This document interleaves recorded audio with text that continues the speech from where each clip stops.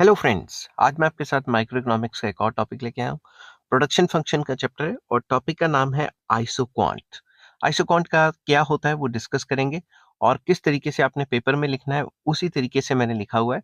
तो चलिए शुरू करते हैं। शुरू करने से पहले बता दूं कि आइसोक्वांट से रिलेटेड सारे टॉपिक्स आपको डिस्क्रिप्शन में मिल जाएंगे। इसके डिस्क्रिप्शन में सारी डिटेल्स होंगी और लिंक्स भी होंगे। चलिए शुरू करते हैं। An isoquant is the locus of all the combinations of two factors of production that yield the same level of output. तो मैं जब स्टूडेंट्स को करवाता हूँ तो मैं इनको बताता हूँ कि ये जो आइसोक्वांट है, इसमें ये जो आइसो है इसका मतलब होता है इक्वल और क्वांट का मतलब होता है क्वांटिटी। तो आइसोक्वांट का वैसे मतलब देखा जाए तो इक्वल क्वांटिटी होता है। तो अब अगर मैं आपको डायग्रामेटिकली समझाने की कोशिश करूं, तो अगर आपको इंडिफरेंस कर्व आता है तो आपको आइसोक्वांट में बिल्कुल भी दिक्कत नहीं आएगी। आइसोक्वांट हमें बताता है डिफरेंट कॉम्बिनेशन। इस कर्व्स के ऊपर क्या है? Different combinations. किस चीज के कॉम्बिनेशन है? टू फैक्टर्स के, लेबर के और कैपिटल के। लेबर और कैपिटल के टू डिफरेंट जो कॉम्बिनेशंस है वो same level of output produce कर रहे हैं। तो इंडिफरेंस कर्व में क्या होता था? Different combination of two goods जिससे हमें सेम लेवल ऑफ आउटपुट बनती, सेम लेवल ऑफ सेटिस्फेक्शन मिलती थी। यहाँ पे क्या है? Different combinations of two factors जो कि हमें सेम लेवल ऑफ आउटपुट बना के देते हैं। ऑब्वियसली अगर लेबर को बढ़ाएंगे तो कैपिटल कम होगी और अगर कैपिटल को बढ़ाएंगे तो लेबर कम होगी, ताकि हम सेम लेवल ऑफ आउटपुट को मेंटेन कर सकें।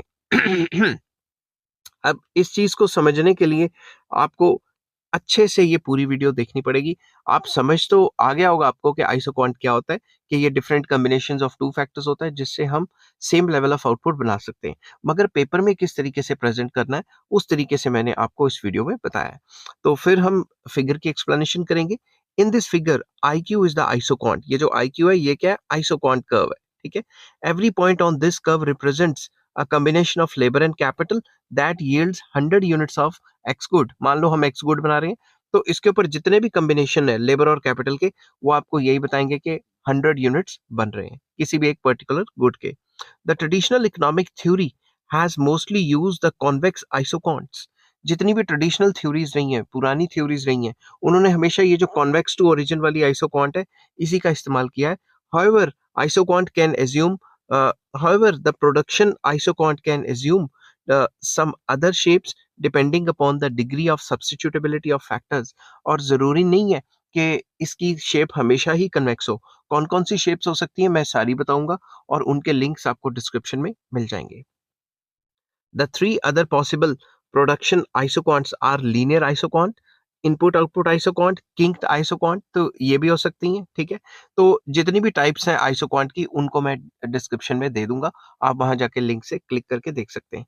तो मैं इसको कंक्लूड करता हूं कि isoquant is a combination of two factors. Isoquant shows the combination of two factors through which we can produce same level of output. Hello friends, आज मैं आपके साथ लेके आया हूँ आइसोक्वांट की एक टाइप। प्रोडक्शन फंक्शन का चैप्टर है जिसमें मैं आइसोक्वांट के बारे में बता रहा हूँ। तो इससे पिछली वीडियो में मैंने बताया था आइसोक्वांट का मतलब क्या होता है। इस वीडियो में मैं डिस्कस करूंगा लीनियर आइसोक्वांट्स क्या होती हैं। इस टॉपिक को शुरू करने से पहले बता दूं कि इस टॉपिक के सारे लिंक्स आपको नंबर वाइज डिस्क्रिप्शन में मिल जाएंगे। चलिए शुरू करते हैं। लीनियर आइसोक्वांट एक ऐसी आइसोक्वांट होती है जो स्ट्रेट लाइन होती है, डाउनवर्ड स्लोपिंग। ये कब होती है? In case of perfect substitutability of factors of production, the isoquant will assume the shape of a straight line, sloping downwards from left to right। जब भी ये दो फैक्टर्स परफेक्टली सब्स्टिट्यूट होते हैं एक दूसरे के, उस केस में ये जो आइसोक्वांट है ये डाउनवर्ड स्लोपिंग या नेगेटिव स्लोप की होती है। समझ गए बात? क्योंकि हम इस फैक्टर को, लेबर को और कैपिटल को परफेक्टली सब्स्टिट्यूट कर सकते हैं, एक दूसरे की जगह पे सब्स्टिट्यूट कर सकते हैं। इस वजह से इसका जो रेट ऑफ सब्स्टिट्यूशन है वो कांस्टेंट रहता है। समझ गए बात? अब आप इस फिगर में ध्यान से देखें। अगर आप लेबर इतना बढ़ा रहे हैं तो कैपिटल को इतना सब्स्टिट्यूट कर रहे हैं, मतलब कम कर रहे हैं। अगली बार भी लेबर इतना बढ़ रहा है तो सेम टू सेम सब्स्टिट्यूट हो रहा है। अगली बार भी लेबर बढ़ा रहे हैं तो कैपिटल उतना ही गिर रहा है। तो जो कैपिटल की सब्स्टिट्यूशन की रेट है, जैसे इसमें ए बी सी डी और ई एफ ये बराबर है। तो कहने की बात ये है कि इसमें हम सेम यूनिट्स ऑफ लेबर को बढ़ा के सेम यूनिट ऑफ जो कैपिटल है उसको कम कर रहे हैं, सब्स्टिट्यूट कर रहे हैं उसके बदले। तो इस केस में जो आइसोक्वांट होगी वो लीनियर होगी। समझ गई बात?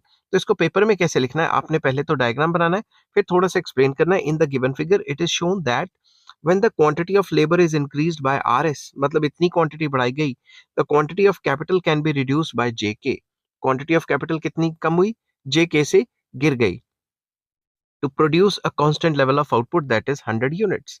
तो अगर मैं लेबर को आरएस से बढ़ा रहा हूं तो कैपिटल को जेके से कम कर रहा हूं 100 यूनिट्स बनाने के लिए। Likewise on increasing the quantity of labour bye ST, अगर मैंने लेबर एसटी बढ़ाई तो मुझे केएल कम करना पड़ा। अगर मैंने टीयू लेबर बढ़ाए तो मुझे एलएम कम करना पड़ा। तो इसी को मैंने एक्सप्लेन किया हुआ है कि it is possible to reduce the quantity of capital by KL and on increasing the quantity of labour by TU the quantity of capital can be reduced by LM for producing 100 units. Since in respect of labor, labour के respect में देखें तो ये जो RS है, ST है और TU है ये बराबर है, and in respect to capital JK, KL और LM बराबर है, मतलब ये जो क्वांटिटी है ये आपस में बराबर है। समझ के बात? It is clear that a constant quantity of labour substitutes a constant quantity of capital. ये क्लियर है कि अगर हम लेबर को कॉन्स्टेंटली बढ़ाते रहते हैं तो जो कांस्टेंट कैपिटल है वो कम कम होती रहती है, जितनी कम हो रही है वो सेम लेवल से कम हो रही है। In the real world of production this seldom happens. Real world में ऐसा नहीं होता, ये एक रेयर केस है जिसमें दो फैक्टर्स परफेक्टली सब्स्टिट्यूट होते हैं एक दूसरे के। Therefore, linear downward sloping isoquant can be taken as an exception. तो ये एक एक्सेप्शनल केस है जिसमें दोनों के दोनों फैक्टर्स एक दूसरे के परफेक्ट सब्स्टिट्यूट्स होते हैं। आज मैं आपके साथ लेके आया हूँ प्रोडक्शन फंक्शन का एक और टॉपिक में आइसोक्वांट्स के टाइप्स डिस्कस कर रहे हैं। तो एक और टाइप आ जाता है आइसोक्वांट का जिसको हम कहते हैं इनपुट आउटपुट आइसोक्वांट। इस चैप्टर के सारे लिंक्स आपको डिस्क्रिप्शन में मिल जाएंगे, अगर आप नंबर वाइज देखते हैं तो आपको अच्छे से समझ आएगा। चलिए शुरू करते हैं। इनपुट आउटपुट आइसोक्वांट कब बनता है? when the factors of production are not substitute but complementary, technical coefficients are fixed. In that case isoquant input output type का बनता है। सिंपल वर्ड्स में मैं आपको बताता हूं कि जो लेबर और कैपिटल है ये एक दूसरे का सब्स्टिट्यूट नहीं है बल्कि ये कॉम्प्लीमेंट्री है। मतलब एक लेबर एक मशीन, दो लेबर दो मशीन, तीन लेबर तीन मशीन, इस टाइप का रिलेशन है। ठीक है, कॉम्प्लीमेंट्री टाइप का रिलेशनशिप है तो इनपुट आउटपुट आइसोक्वांट बनती है। सिंपल वर्ड्स में जैसे मान लो एक ऑफिस है उसमें 10 कंप्यूटर है तो 10 बंदे भी तो चाहिए ना, कंप्यूटर ऑपरेटर भी तो चाहिए। तो अगर 10 बंदे हैं तो 10 कंप्यूटर, 20 बंदे हैं तो 20 कंप्यूटर, ये कॉम्प्लीमेंट्री जो रिलेशन है। इस केस में इनपुट आउटपुट आइसोक्वांट जो है वो 90 डिग्री की बनती है। फॉर एग्जांपल मैं आपको बता रहा हूं, मान लो एक लेबर एक मशीन, दो लेबर दो मशीन, तीन लेबर तीन मशीन, तो फिर ऐसी टाइप की बन जाएगी। समझ गए ना बात? ठीक है, तो इस टाइप की आइसोक्वांट को जो कॉम्प्लीमेंट्री रिलेशनशिप बताती है दो फैक्टर्स के बीच में, लेबर और कैपिटल के बीच में, उसे इनपुट आउटपुट आइसोक्वांट कहते हैं। The meaning of this statement is that optimum output is obtained only when the factors of production are used in a fixed proportion. कि आप ऑप्टिमम आउटपुट तभी निकलवा सकते हो अपने फैक्टर से जब एक फिक्स प्रोपोर्शन में यूज किया जाए। फॉर एग्जांपल एक लेबर एक मशीन, अगर दो लेबर तीन लेबर चार लेबर 10 लेबर भी रख दोगे, मशीन एक ही है तो काम तो एट ए टाइम एक ही लेबर करेगा ना, बाकी लेबर के पास तो मशीन ही नहीं होगी, तो आउटपुट सेम बनेगी। सिमिलरली अगर एक लेबर है, आप 10 कंप्यूटर रख दो तो एक लेबर 10 कंप्यूटर को तो यूज कर नहीं सकता, तो आउटपुट तो सेम ही बनेगी। समझिए बात? अब इसको पेपर में कैसे लिखना है ये चीज मैं बताता हूँ। In this situation, if a producer uses one factor of production in excess of what is required by fixed proportion, there will be no increase in output. मैंने बताया था एक लेबर एक मशीन, लेबर 10 भी यूज कर लेगा कोई फर्क नहीं पड़ेगा, मशीन 10 भी यूज कर लेगा कोई फर्क नहीं पड़ेगा। समझिए बात? आउटपुट सेम की सेम रहेगी। In case of complementarity of factors of production, the shape of isoquant is right angled as shown in the given figure. जो इसकी जो कर्व होती है वो राइट एंगल की होती है। समझिए बात? ये राइट एंगल जो बनाया हुआ है इस केस में आइसोक्वांट की शेप राइट एंगल होती है। ठीक है, अब थोड़ा सा इसको पेपर में और इंप्रेशन डालने के लिए हम लिखेंगे this type of isoquant is also called Leontief isoquant after VEGF Leontief, जो मतलब जो जिन्होंने इसको डेवलप किया था, who did pioneer work in the field of input output analysis. Input output isoquant does not imply that increasing the quantities of the two factors of production, that is labor and capital, the output will increase proportionately. अब ये नहीं कह रही कि इसको एक बढ़ाएंगे labour को और कैपिटल को एक बढ़ाएंगे या दो बढ़ाएंगे तो ये कांस्टेंट रेट से बढ़ेगी, ये एक अलग टॉपिक है। समझ गए बात? ये कांस्टेंट रिटर्न्स की बात नहीं कर रहा। It implies that it implies only that for producing any quantity of commodity capital and labour must be used in a fix proportion. ये कह रहा है कि अगर कोई भी क्वांटिटी बनानी है तो आपको कैपिटल और लेबर को फिक्स प्रोपोर्शन में बढ़ाना पड़ेगा। अब इंक्रीजिंग रिटर्न्स आएंगे, कांस्टेंट रिटर्न्स आएंगे, उसके बारे में इनपुट आउटपुट एनालिसिस कुछ नहीं कहता, लियोंटिफ कुछ नहीं कहता। समझ गए बात? ये सिर्फ ये कहते हैं कि जिसमें फिक्स प्रोपोर्शन बन रहे हो लेबर और कैपिटल के, क्या फिक्स प्रोपोर्शन में यूज कर पाए, उन आइसोकॉन्ट्स को इनपुट आउटपुट आइसोकॉन्ट कहा जाता है। आज मैं आपके साथ माइक्रो इकोनॉमिक्स का एक और टॉपिक लेके आया हूँ, प्रोडक्शन फंक्शन का चैप्टर है और आइसोकॉन्ट की टाइप्स डिस्कस कर रहा हूँ मैं।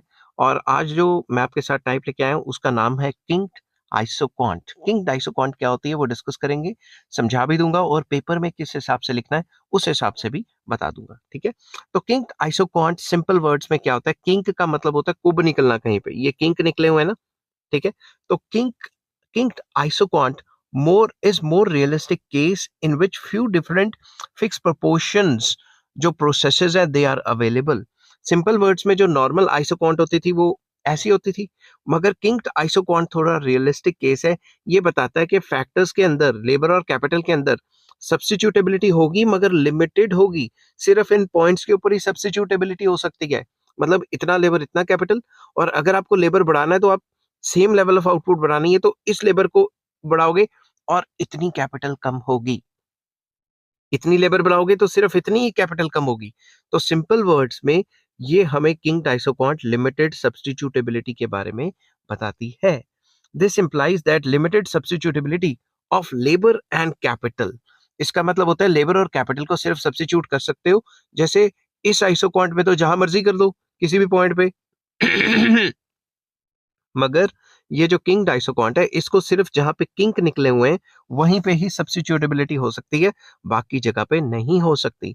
The substitutability of capital and labour is possible only at the kinks, जहां पे किंक्स हैं, जहां पे ये जो पॉइंट्स हैं एबीसीडी वहीं पे हो सकती है, दैट इज एबीसीडी।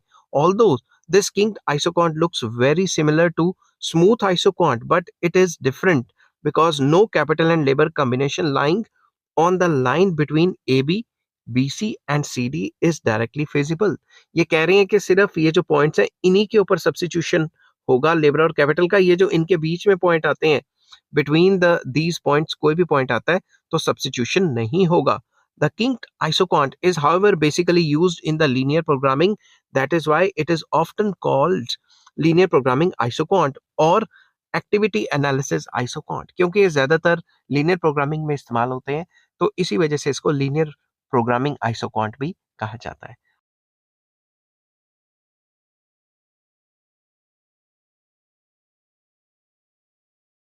आज मैं डिस्कस करूंगा आपके साथ आइसोक्वांट मैप क्या होता है। शुरू करने से पहले बता दूं कि इस चैप्टर के सारे लिंक्स आपको डिस्क्रिप्शन में मिल जाएंगे। चलिए शुरू करते हैं। One isoquant represents one particular level of production and a complete set of isoquants for the producer is called isoquant map. एक जो आइसोक्वांट होती है वो आपको एक लेवल ऑफ प्रोडक्शन दिखाती है कि different combination of labour and capital को मिला के हम एक लेवल ऑफ आउटपुट या गिवन लेवल ऑफ आउटपुट कैसे बनाएंगे। सिमिलरली अगर प्रोड्यूसर के पास डिफरेंट लेवल्स ऑफ आइसोक्वांट हो, एक से ज्यादा आइसोक्वांट होंगी, तो उन आइसोक्वांट्स के डायग्राम को हम आइसोक्वांट मैप कहेंगे। सिमिलरली जैसे एक से ज्यादा इंडिफरेंस कर्व के डायग्राम को हम इंडिफरेंस मैप कहते थे, वैसे ही एक से ज्यादा आइसोक्वांट जिस डायग्राम में होंगी उसको आइसोक्वांट मैप कहेंगे।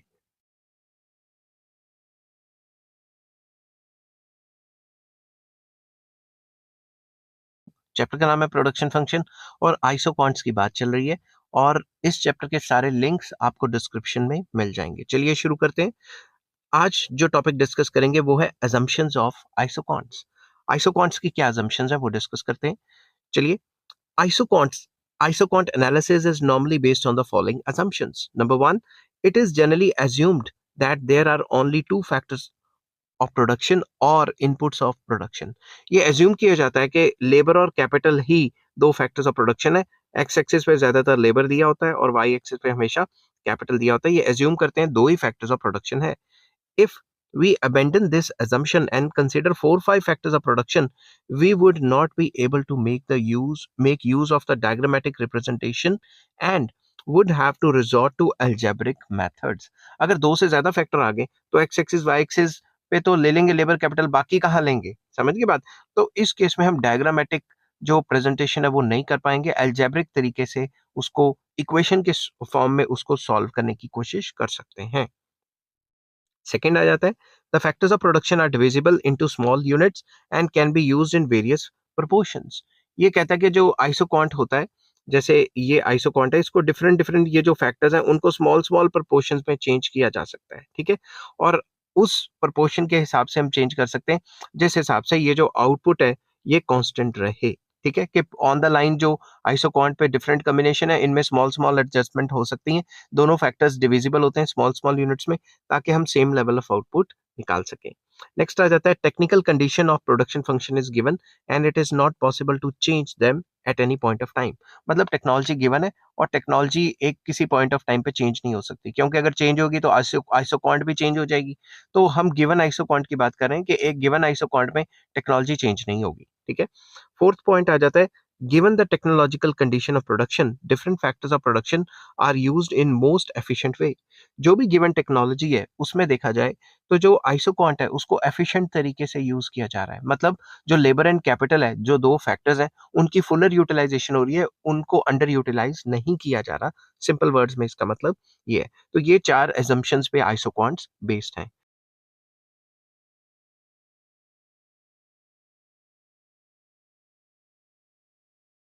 चैप्टर का नाम है प्रोडक्शन फंक्शन एंड टॉपिक का नाम है प्रॉपर्टीज ऑफ आइसोक्वांट। शुरू करने से पहले बता दूं कि इस चैप्टर के सारे लिंक्स आपको डिस्क्रिप्शन में मिल जाएंगे। चलिए शुरू करते हैं। A smooth continuous isoquant that has been adopted by traditional economic theory possesses the following properties। ये जो स्मूथ आइसोक्वांट कर्व होती थी इस टाइप की ट्रेडिशनल थ्योरी के अंदर, उसकी फॉलोइंग प्रॉपर्टीज हैं। कौन कौन सी प्रॉपर्टीज हैं आपने जिस हिसाब से पेपर में लिखना है मैंने उसी हिसाब से लिखा है, तो पॉज कर करके आप स्क्रीनशॉट ले सकते हैं या साथ के साथ इसको लिख सकते हैं। तो फर्स्ट पॉइंट आ जाता है, isoquant has isoquants are negatively sloped, या फिर ये कह सकते हो an isoquant has negative slope. Isoquant की जो स्लोप है वो नेगेटिव होती है। पहले आपको डायग्राम से समझाऊंगा, फिर जो मटेरियल लिखना है वो बताऊंगा। बोल बोल के गला बैठ जाता है। तो एक्स एक्सिस पे आपने लेबर, वाई एक्सिस पे आपने कैपिटल लिखा हुआ है। एक इस टाइप की आइसोक्वांट बना लिया आपने। इसमें ये बताया गया है कि आइसोक्वांट की हमेशा नेगेटिव स्लोप होती है। जो नेगेटिव स्लोप है वही जो है सही रहेगी। अगर ये जो पॉजिटिव स्लोप है ये इररेशनल रह जाएगी। इररेशनल कैसे, वो आपको अभी के अभी बता देता हूँ। कि मान लो ये कॉम्बिनेशन है, इसमें इतने लेबर इतने कैपिटल का इस्तेमाल हो रहा है। ये कॉम्बिनेशन है, इतना लेबर इतना कैपिटल का इस्तेमाल हो रहा है। ये कॉम्बिनेशन है, इसमें इतना लेबर इतना कैपिटल का इस्तेमाल हो रहा है। तो ये different combinations of labour and capital जो बिटवीन बी एंड सी हैं, ये हमें बताते हैं कि हम 100 क्वांटिटी बना रहे हैं। इसमें क्या है, जब भी आप एक क्वांटिटी को बढ़ाते हो, मैं फिर से बताता हूँ, जब भी आप कैपिटल को बढ़ाते हो तो लेबर कम हो जाता है, ठीक है। और अगर लेबर को बढ़ाते हो तो कैपिटल कम हो जाता है और सेम लेवल ऑफ आउटपुट बनती है। मगर दूसरी तरफ देखें, यहाँ पे आप इतना लेबर और इतना कैपिटल यूज कर रहे हो तो 100 क्वांटिटी बन रही है। अगर इस स्लोप पे जाएंगे तो पहले से ज्यादा लेबर कैपिटल लगेगा तो भी 100 क्वांटिटी बनेगी। समझ गए बात। तो ये तो इररेशनल हुआ ना। तो हमेशा नेगेटिव स्लोप जो होती है वही सही मानी जाती है और जो पॉजिटिव स्लोप हो जाती है वो इररेशनल या अनइकोनॉमिक रीजन माना जाता है। तो सिमिलरली अगर मैं यहाँ इस पॉइंट की बात करूं तो इस पॉइंट पे इतना लेबर और इतना कैपिटल लगा के 100 यूनिट्स बनेंगे। और अगर मैं यहाँ पे चले जाऊं तो ज्यादा लेबर ज्यादा कैपिटल लगा के भी सेम यूनिट्स ही बन रहे हैं, 100 यूनिट्स ही बन रहे हैं, ठीक है। तो फायदा क्या हुआ, वो तो अनइकोनॉमिक यूज हो गया ना फैक्टर्स का। तो हमेशा ये जो नेगेटिव स्लोप है यही सही रहती है आइसोक्वांट्स के लिए। समझ गए बात। इसलिए आइसोक्वांट्स हमेशा नेगेटिवली स्लोप्ड होती है। ये आपको समझ तो आ गया। आप पेपर में क्या सब्जेक्ट मैटर लिखना है उसको मैं डिस्कस करूंगा, ठीक है। Normally, isoquants shape downwards from left to right, implying that they are negatively sloped. कि वो negatively sloped होती हैं. The reason for this property is that when the isoquant of one factor is when मैं दोबारा से पढ़ता हूँ, when the quantity of one factor is reduced, the same level of output can be achieved only when the quantity of other factor is increased. Simple words में, अगर एक की quantity कम की जा रही है तो सेम लेवल ऑफ आउटपुट तभी बनेगा जब दूसरे की क्वांटिटी बढ़ाई जाएगी। समझ गए बात। अब this property of isocont, however, assumes that in no case marginal productivity of factors will be negative. ये माना जाता है कि ये assume किया जाता है कि किसी भी केस में आइसोकॉन्ट्स के ऊपर जो मार्जिनल प्रोडक्टिविटी ऑफ फैक्टर्स हैं वो नेगेटिव नहीं है. अगर हम फैक्टर्स को बढ़ाएंगे तो दूसरा कम करेंगे तो आउटपुट को सेम लेवल पे रखा जा सकता है. अगर मार्जिनल प्रोडक्टिविटी नेगेटिव हुई फिर तो ये कहानी खत्म हो जाएगी. In a more realistic case, when this assumption is dropped, one may find an isocont which bends back upon itself or has a positively sloped iso segment. जैसे मैंने बताया ये जो बी सी ए बी है और C D है ये positively sloped होगी ना. तो ये जो पॉजिटिवली स्लोप्ड आइसोकॉन्ट है ये आपको मैंने बताया था ना कि अगर पहले से ज्यादा फैक्टर्स लगाएंगे तो भी उतना माल बनेगा तो ये तो अनइकोनॉमिक होगी. समझ की बात. तो आपने पेपर में इस हिसाब से लिखना है. ठीक है. सेकंड जो प्रॉपर्टी आ जाती है वो है a higher isoquant represents a larger output. आपको याद होगा इंडिफरेंस कर्व अगर आपने की है कि हायर इंडिफरेंस कर्व ज्यादा सेटिस्फेक्शन देती थी. ये भी यही कहता है कि हायर आइसोकॉन्ट ज्यादा आउटपुट बनाती है.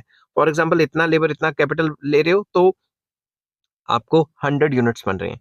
अगर आप लेबर बढ़ा देते हो और नई आइसोकॉन्ट पे पहुंच जाते हो तो भी 200 बन रहे हैं. ठीक है. तो ज्यादा आउटपुट बन रही है. अगर आप लेबर इतना रखना चाहते हो कैपिटल बढ़ा देते हो तो भी इतने ही बन रहे हैं. मतलब ज्यादा यूनिट्स बन रहे हैं. ठीक है. और अगर लेबर और कैपिटल दोनों बढ़ाते हो तो भी ज्यादा यूनिट्स बन रहे हैं. तो हायर आइसोकॉन्ट आपको ज्यादा आउटपुट इसलिए देती है क्योंकि हायर आइसोकॉन्ट में ज्यादा लेबर एंड ज्यादा कैपिटल लगा होता है. समझ की बात. ठीक है. एटलीस्ट लेबर बढ़ेगा या कैपिटल बढ़ेगा या दोनों के दोनों बढ़ेंगे. मगर आपने पेपर में कैसे लिखना है वो अब मैं आपको बताता हूँ. Higher isoquant is one that is further from the point of origin. Higher isoquant वो होगी जो पॉइंट ऑफ ओरिजिन से फर्दर मतलब दूर होगी. It represents a larger output obtained by issuing either the same amount of one factor and greater amount of the other factor or greater amounts of both factors. तो जो higher isoquant है वो हमें दिखाएगी कि या तो एक फैक्टर बढ़ा है या दूसरा फैक्टर बढ़ा है या दोनों के दोनों फैक्टर्स ही बढ़े. मैंने बताया था ना इसमें या तो लेबर बढ़ा है. ठीक है. या तो कैपिटल की क्वांटिटी बढ़ी है या दोनों की क्वांटिटी बढ़ी है. बताया था ना. Two isoquants IQ and IQ1 are shown in the given figure. They depict the output level 100 units and 200 units. ये बताते हैं कि 100 units और 200 units बनाए. Obviously, the output level represented by IQ1 can be reached only by using more inputs as compared to the amount of factors required to reach the output at output level represented by IQ1. Simple words में अगर हमें 200 quantity बनानी है तो पहले से ज्यादा labour and capital तो लगाने ही पड़ेंगे. समझ के बाद नेक्स्ट आ जाता है थर्ड प्रॉपर्टीज की जो कि है नो टू आइसोकॉन्ट्स इंटरसेक्ट और टच ईच अदर. दो आइसोकॉन्ट्स आपस में कभी भी एक दूसरे को इंटरसेक्ट नहीं करती क्योंकि हर एक आइसोकॉन्ट आपको एक डिफरेंट लेवल ऑफ जो आउटपुट है वो दिखा रही है. अगर दो आइसोकॉन्ट इंटरसेक्ट करेंगी तो ये सेम लेवल ऑफ आउटपुट हो जाएगा. मैं आपको बताता हूँ एक तकड़ी सी एग्जांपल देता हूँ फिर मैं आपको ये समझाऊंगा क्या लिखा हुआ है इसमें. मान लो ये है पॉइंट ए ये है पॉइंट बी. अभी आपको मैंने अगर आपने मेरी पिछली वीडियोस देखी हैं तो उसमें बताया था कि एक आइसोकॉन्ट पे सेम लेवल ऑफ आउटपुट होती है. तो अब मैं बताता हूं कि आइसोकॉन्ट 1 की बात करते हैं या आइसोकॉन्ट की बात करते हैं आईक्यू की. इसके ऊपर जो भी आउटपुट आप बना रहे हो ए पॉइंट पे जो आउटपुट बन रही है ये तो मैंने वो ले लिया ना. मैं आइसोकॉन्ट इधर करता हूँ output at point B it is equals to output at point. यहाँ मैं सी पॉइंट ले लेता हूँ क्योंकि यहाँ मैंने ए पहले का लिया. Output at point B is equal to output at point A क्योंकि ये तो सेम ही कर्व है ना. ठीक है. ये सेम ही कर्व है तो एक ही कर्व पे सेम लेवल ऑफ आउटपुट होती है. दूसरी तरफ अगर मैं IQ1 की बात करता हूँ तो आउटपुट एट पॉइंट सी ये सी पॉइंट पे जो आउटपुट है वही ए पे है क्योंकि ये भी तो सेम कर्व पे है. It is equals to output at point A. तो दोनों अगर ए के बराबर हैं तो output at point B is equals to output at point C. ये पॉइंट भी इसके बराबर आउटपुट बना रहा है ये पॉइंट भी इसके बराबर आउटपुट बना रहा है. तो आपस में तो इनकी आउटपुट बराबर होनी चाहिए ना जो कि पॉसिबल नहीं है. समझ गए बात. ईच आइसोकॉन्ट जो है वो अलग अलग कॉम्बिनेशन ऑफ आउटपुट दिखाती है. कोई भी दो isoquant same level of output नहीं दिखाती अकॉर्डिंग टू ट्रेडिशनल थ्योरी. अब इसको पेपर में कैसे लिखना है. ठीक है. Isoquants do not intersect or touch each other because they represent different levels of output.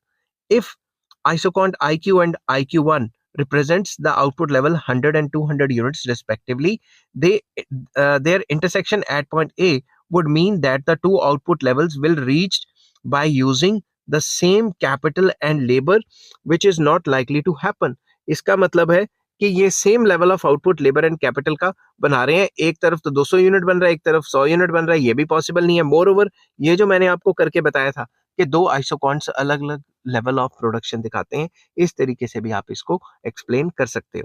ठीक है, तो for the same reason the two isoquants will touch for the same for same reason no two isoquants will touch each other. दो isoquants आपस में कभी भी एक दूसरे को टच नहीं करेंगे, क्योंकि अगर अलग अलग लेवल ऑफ आउटपुट है तो वो अलग अलग लेवल ऑफ फैक्टर कॉम्बिनेशन में ही दिखा सकते हैं। अगर आइसोकॉन्ट आपस में टच कर गई तो ये बताएगी कि ये दोनों के दोनों आउटपुट लेवल सेम है, जो कि पॉसिबल नहीं है। समझ गए बात? नेक्स्ट आ जाता है, आइसोकॉन्ट्स आर कॉन्वेक्स टू ओरिजिन। आइसोकॉन्ट्स हमेशा ओरिजिन के कॉन्वेक्स होंगे। कॉन्वेक्स मतलब इनकी जो गोलाई होगी वो अंदर की तरफ होगी, पॉइंट ऑफ ओरिजिन की तरफ। तो इस प्रॉपर्टी को कैसे लिखना है पेपर में, वैसे ही मैंने लिखा हुआ है। तो चलिए शुरू करते हैं। The most production processes in most production processes the factors of production have substitutability। ज्यादातर फैक्टर्स ऑफ प्रोडक्शन, जो भी प्रोडक्शन प्रोसेसेस है उसमें जो फैक्टर्स ऑफ प्रोडक्शन है वो एक दूसरे के सब्स्टिट्यूट हो जाते हैं। Often labour can be substituted for capital and vice versa. ज्यादातर लेबर को कैपिटल की जगह यूज किया जाता है और कैपिटल को लेबर की जगह भी यूज किया जा सकता है।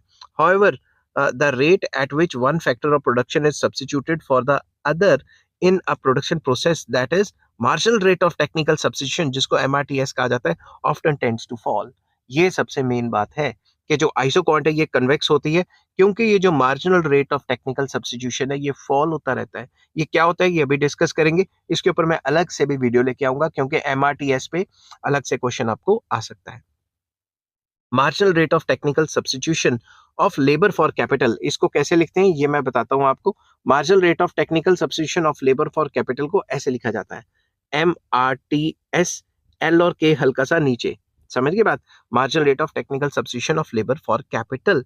ठीक है, it is it is the quantity of capital that can be reduced on increasing the quantity of labor by one factor, keeping the output level unchanged। Simple words में, मान लो मैं लेबर इतना यूज कर रहा हूँ, कैपिटल इतना use कर रहा हूँ, अगर लेबर को बढ़ाऊंगा सेम लेवल ऑफ आउटपुट के लिए मुझे कितना सेक्रीफाइस करना पड़ेगा कैपिटल, इसको हम मार्जिनल रेट ऑफ सब्स्टिट्यूशन कहते हैं। और मार्जिनल रेट ऑफ सब्स्टिट्यूशन का डिक्रीज होना मतलब अगर मैं इक्वल क्वांटिटी में लेबर को बढ़ाऊं तो जो कैपिटल है उसका जो सेक्रीफाइस है वो पहले से कम कम कम कम होता रहेगा। इसी को diminishing marginal rate of technical substitution कहा जाता है। इसको पेपर में कैसे लिखना है वो बताया हुआ मैंने। The isoquants are convex to origin precisely because the marginal rate of technical substitution tends to fall. कैसे फॉल होती है? एक एक यूनिट ऑफ लेबर बढ़ाना, एक एक यूनिट ऑफ लेबर बढ़ाना, उसके बदले जो कैपिटल का जो सेक्रीफाइस है वो पहले से कम होना, ये बहुत जरूरी है अगर आइसोकॉन्ट को कन्वेक्स होना है। ठीक है, it can be explained with the help of diagram, जैसा कि मैंने साइड पे बनाया है। Let us suppose that the producer is at point A, producer A point पे है of the curve. The meaning of this is that he uses OJ quantity. ये जो OJ क्वांटिटी है ये वाली, ये वो कैपिटल यूज करता है और OR लेबर यूज करता है। ठीक है, OJ units of capital and OR units of labour to produce 100 units of output. 100 unit of output बनाने के लिए वो OJ एंड OR क्वांटिटी ऑफ जो है OJ units of capital and OR units of labour को यूज करता है। We shall assume that 1 unit of labour is OR is equals to RS is equals to ST is equals to TU। ये 1 unit है तो ये भी 1 unit है, ये भी 1 यूनिट है, ये भी 1 यूनिट है। हम ये एज्यूम करके चल रहे हैं। ठीक है, तो डायग्राम में ये चीजें आपने बराबर रखनी है। समझ गए बात? Now if he wants to increase the amount of labour by RS, अगर वो RS लेबर बढ़ाता है तो उसे JK सेक्रीफाइस करना पड़ेगा अगर आउटपुट लेवल सेम रखनी है। He must reduce the use of capital bye JK। Similarly when he increases the amount of labor by ST, मतलब ST and TU, तो उसको KL और LM सेक्रीफाइस करना पड़ेगा, मतलब इतने units of capital come use करना पड़ेगा। He must reduce the application of capital by KL and LM respectively if output has to be kept at the same level। अगर आउटपुट सेम लेवल पे रखनी है तो उसे जैसे जैसे लेबर बढ़ा रहा है वैसे वैसे कैपिटल की जो सब्स्टिट्यूशन है वो कम करनी पड़ेगी। मगर जो कैपिटल की सब्स्टिट्यूशन है वो पहले से बहुत कम कम हो रही है, मतलब सेक्रीफाइस पहले से कम कम कम कम हो रहा है। It is clear from the figure that JK is greater than KL is greater than LM। ये जो JK है ये बड़ा है और LM जो KL है इससे भी छोटा है और LM उससे भी छोटा है, तो पहले से सेक्रीफाइस कम कम होता जा रहा है। In other words, as additional units of labor are employed, it becomes progressively more and more difficult to substitute labor in place of capital, so that lesser and lesser units of capital can be replaced by additional units of labor.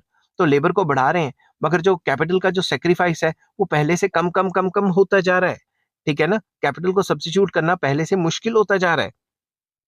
This means that the marginal rate of technical substitution tends to fall. इससे ये पता लगता है कि जो MRTS है वो गिर रहा है. This is due to the reason that factors of production are not perfect substitutes of one another. इससे ये भी पता लगता है कि जो फैक्टर्स ऑफ प्रोडक्शन है वो एक दूसरे के परफेक्ट सब्स्टिट्यूट्स नहीं है, इसलिए लेबर को सेम रेट से बढ़ा रहे हैं, तो कैपिटल की जो गिरने की स्पीड है, कैपिटल को जो सब्स्टिट्यूशन की स्पीड है वो पहले से कम कम होती जा रही है।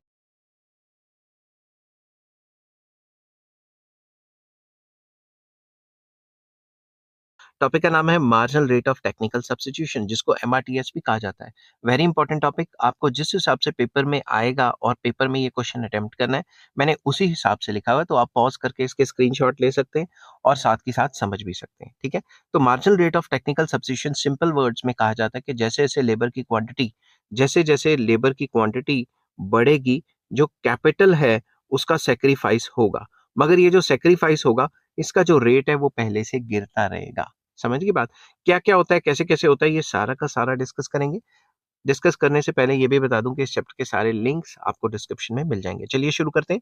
The amount of one factor used to substitute for a unit of another factor while the output remains constant is called marginal rate of technical substitution. अगर आप आइसोक्वांट के अंदर देखते हैं कि आप एक यूनिट ऑफ फैक्टर को बढ़ा के दूसरे यूनिट ऑफ फैक्टर को कितना कम करेंगे ताकि सेम लेवल ऑफ आउटपुट को मेंटेन किया जा सके, उसे marginal rate of technical substitution कहते हैं। समझ आ गई बात? If both labour and capital R required, शुरू से पढ़ता हूँ। If both labour and capital R required in a production activity but it is not necessary to employ them in a fixed proportion, then increase in the quantity of one factor, that is labor, will enable the producer to reduce the quantity of the other factor, that is capital, if he wants to keep the output level या production level unchanged. Simple words में ये कहते हैं कि अगर आपको same level पे रखनी है, प्रोडक्शन सेम लेवल पे रखनी है और लेबर और कैपिटल एक दूसरे की जगह सब्स्टिट्यूट हो सकते हैं, तो अगर एक यूनिट को बढ़ाएंगे तो दूसरा कम हो जाएगा, बट इस पे कंडीशन है कि जो रिलेशन होना चाहिए लेबर और कैपिटल में वो फिक्स प्रोपोर्शन में नहीं होना चाहिए। जैसा मैंने पिछली वीडियोस में बनाया था इनपुट आउटपुट आइसोकॉन्ट में, वो टाइप का रिलेशनशिप नहीं होना चाहिए। अब इनपुट आउटपुट आइसोकॉन्ट्स कैसी होती हैं, उसका लिंक आपको डिस्क्रिप्शन में मिल जाएगा, ठीक है? Hence, the marginal rate of technical substitution of labor for capital is that quantity of capital which has to be reduced on an increase in the use of labor by 1 unit to keep the level of production constant. तो फिर से वही बात आ गई, तो paper में थोड़ा material ज्यादा लिखना है, इसलिए मैंने थोड़ा सा लैंग्वेज चेंज करके लिख दिया कि एक लेबर को बढ़ा के कितना कैपिटल कम करें कि आउटपुट लेवल को सेम रखा जाए, उसे marginal rate of technical substitution कहते हैं। इसका टेबल और डायग्राम भी बनाऊंगा भी। As the process of substitution proceeds, the capacity of factor of production to substitute the other factor of production constantly declines. जैसे जैसे प्रोडक्शन एक्टिविटी ज्यादा चलती रहेगी, अगर आप एक फैक्टर को ज्यादा यूज करते हो, से लेबर को ज्यादा यूज करते हो, तो कैपिटल को सेक्रीफाइस कर सकते हो, मगर उसके सेक्रीफाइस करने में जो उसका जो डिक्लाइन हो रहा है, उसकी जो गिरने की स्पीड है वो पहले से कम कम होती रहेगी, ठीक है? क्योंकि परफेक्ट सब्स्टिट्यूट्स तो नहीं होते ना। And ultimately a point is reached after which no substitution is possible. तो एक ऐसी सिचुएशन आ जाएगी जिसके बाद सब्स्टिट्यूशन हो ही नहीं सकता। Economists call this tendency of factor substitution in the theory of production as the operation of diminishing marginal rate of technical substitution. तो इकोनॉमिस्ट इस चीज को कहते हैं diminishing marginal rate of technical substitution, कि सब्स्टिट्यूशन एक हद तक हो सकता है, लेबर को बढ़ाएंगे कैपिटल गिरेगा, मगर उसके गिरने की स्पीड कम कम कम कम होती जाएगी। एक सिचुएशन आएगा कि सब्स्टिट्यूट कर ही नहीं पाओगे। इसको मैंने टेबल की फॉर्म में लिखा है, यहाँ पे लिखा है मैंने कॉम्बिनेशन, यहाँ पे लिखा है यूज यूनिट्स ऑफ कैपिटल या यूनिट्स ऑफ लेबर, यहाँ लिखा है प्रोडक्शन और यहाँ लिखा है marginal rate of technical substitution. अब combination first, units of capital थे 50, यूनिट्स ऑफ लेबर 1, प्रोडक्शन तो सेम हो रही है 100 100 100 क्योंकि आइसोकॉन्ट पे सेम प्रोडक्शन रहती है, तो इस पे हम नहीं निकाल रहे, सेकंड नहीं निकलता, ठीक है। सेकंड कॉम्बिनेशन में आपने कितने से कम किया, 10 से कम किया, और ये कितने से बढ़ाया, 1 से, तो मैं लिखूंगा 10:1, मतलब change in capital divided by change in labour. अब नेक्स्ट प्रोसेस में देखेंगे, थर्ड यूनिट थर्ड कॉम्बिनेशन है, इसमें आपने 7 से कम किया और यहाँ 1 से बढ़ाया, तो रेशो क्या होगी, 7:1। अब ये रेशो कितनी होगी, यहाँ 5 से कम किया और यहाँ 1 से कम किया तो 5:1। यहाँ कितने से कम किया, 3 से, और यहाँ 1 से बढ़ाया तो 3:1। तो आप देख नहीं रहे कि ये सारी रेशोज जो है कॉन्स्टेंटली जो डिमिनिशिंग रेट दिखा रही हैं कि लेबर को बढ़ा रहे हैं, मगर जो कैपिटल का जो सब्स्टिट्यूशन है वो पहले से कम कम कम कम कम कम होता जा रहा है। इसी वजह से जो marginal rate of technical substitution है वो डिमिनिश करती जा रही है, क्योंकि 10 divided by 1 10, 7 divided by 1 7, 5 divided by 1 5 and 3 divided by 1 3। तो ये हमेशा गिरती रहेगी। अब जब भी आपने पेपर में बनाना है तो टेबल को भी एक्सप्लेन करना है ना, तो this table shows that a constant level of output of 100 units can be achieved with the help of 5 combinations of labor and capital. Let us start with the combinations. If the producer selects the combination, this combination A जो combination है, किधर गया, if the producer selects this combination, he shall have to employ 50 units of labor and 1 unit of 50 units of capital and 1 unit of labor. तो वही चीज जो मैंने ऊपर एक्सप्लेन की है, इसको आप इंग्लिश में लिख दिया और इसको कुछ नहीं किया है। If instead of first combination he chooses the second combination, he will have to employ 40 units of capital and 2 units of labor. Therefore, by increasing 1 unit of labor, he can dispense 10 units of capital. ठीक है? Therefore, the marginal rate of technical substitution will be 10:1. In the next combination, by increasing 1 unit of labor, labor he can dispense, मतलब वो छोड़ सकता है 7 units of capital. The marginal rate of technical substitution is 7:1. Since the capacity of labor to substitute capital declines successively, जैसे जैसे वो नीचे नीचे ज्यादा जो लेबर है वो लगाता रहेगा, तो जो लेबर की जो सब्स्टिट्यूट करने की कैपेसिटी है कैपिटल को वो गिरती रहेगी। तो marginal rate of technical substitution of labour for capital continuously declines. Ultimately, it reaches 3:1. Marginal rate of technical substitution of labor for capital can be expressed with the help of following formula. तो इसका formula क्या होता है, change in capital divided by change in labour. और आपको ये पता होना चाहिए पूरी माइक्रो इकोनॉमिक्स में या इकोनॉमिक्स में किसी भी कर्व की स्लोप निकाली जाती है तो change in Y axis divided by change in X axis आता है, तो वो भी change in capital by change in labour हो गया। तो आइसोकॉन्ट की स्लोप भी marginal rate of technical substitution होती है। तो इसमें मैंने फिर से ये डायग्राम जो है डायग्राम के थ्रू आपको एक्सप्लेन किया है कि मैंने एक लेबर बढ़ाया तो जो कैपिटल है इतना कम हुआ, एक और लेबर बढ़ाया तो पहले से कम हो गया, मतलब पहले से सेक्रीफाइस कम हो गया, एक और बढ़ाया तो कैपिटल की जो सेक्रीफाइस कर रहे हैं वो पहले से कम कम हो रहा है क्योंकि सब्स्टिट्यूटेबिलिटी डिमिनिश कर रही है। समझ गई बात? तो अब आपको डायग्रामेटिकली एक्सप्लेन करना है पेपर में ऐसे। The concept of MRTS can also be explain with the help of diagram. In this figure when the firm leaves the point A to reach at point C, अगर कोई भी firm A से C पे जाती है तो वो क्या करेगी, it substitutes RS quantity of labour and JK quantity of capital. इतना ज्यादा लेबर यूज करेगी तो इतना कैपिटल को सेक्रीफाइस करना पड़ेगा। Therefore marginal rate of technical substitution from point A to C can be given by this. ठीक है, तो ये होगा change in capital divided by change in labour. तो कैपिटल में कितना चेंज आया, AB, ठीक है, और लेबर में कितना चेंज आया, BC, ये चेंज आया ना। आप इसको ऐसे भी लिख सकते हो JK डिवाइडेड बाय RS, आप इसको ऐसे भी लिख सकते हो JK डिवाइडेड बाय RS। ठीक है, ये माइनस क्यों है, क्योंकि स्लोप नेगेटिव है इसलिए माइनस में दिखाया गया है। ठीक है, the minus sign before the numerator indicates that the use of capital has declined. जो कैपिटल का यूज है वो लगातार गिर रहा है, तभी तो नेगेटिव रिलेशन है ना।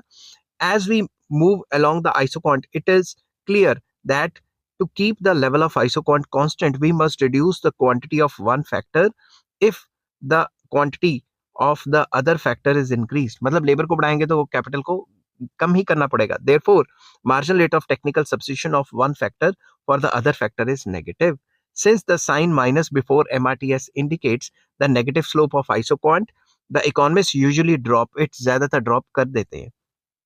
When the firm reaches at point E from C, अब देखो C से E पे जाएगी तो वही बात होगी ना, इतना लेबर बढ़ाया इतना कैपिटल कम हो गया। समझ की बात? तो इसको भी इसी हिसाब से लिखा हुआ है कि change in capital by change in labour that is equals to minus K L divided by S T, और इसको C D by D E भी लिख सकते हैं। ठीक है, आप पॉज करके डायग्राम बना लेना पहले। सिंस हमें ये पता है कि जो सब्स्टिट्यूशन है वो पहले से डिक्लाइन कर रही है, जे के इज ग्रेटर देन के एल, ये हमें पता है ना कि ये जो जे के है ये ज्यादा है और के एल कम है। अगली बार के लिए भी हम ये कह देंगे कि जो के एल है वो ज्यादा है और एल एम जो है वो उससे भी कम है। तो उसी को मैंने एक्सप्लेन किया है आगे कि ये जो चीज है वो उससे कम है, इसलिए जो उसकी स्लोप होती है वो कॉन्वेक्स होती है। समझ गए बात? The meaning of this is that marginal rate of technical substitution of labor for capital on isoquant is less between C and D and between A and point C. To be precise, मैंने price लिख दिया, मैं यहाँ precise करता हूँ। Speed में जब match देखते हुए वीडियो बनाते हैं ना तो ऐसे ही होता है। ठीक है, to be precise the slope of isoquant, जो स्लोप होती है minus change in capital by change in labor, indicates the degree of substitution of the factors of production. The slope of isoquant decreases as one moves downwards along the isoquant, which means that there is increasing difficulty in substitution of labor for capital. Sorry, जैसे जैसे हम नीचे जाएंगे वैसे वैसे labour और capital का जो सब्स्टिट्यूशन है वो डिफिकल्ट होता जाएगा और एक टाइम ऐसा आएगा कि लेबर और कैपिटल का सब्स्टिट्यूशन खत्म हो जाएगा। तो marginal rate of technical substitution analysis ये कहते हैं कि जैसे जैसे लेबर को बढ़ाओगे कैपिटल कम होगी अगर सेम लेवल ऑफ आउटपुट रखना है, मगर जो कैपिटल का सब्स्टिट्यूशन है वो पहले से जो है सेक्रीफाइस जो कर रहे हैं वो पहले से कम कम कम कम होता रहेगा।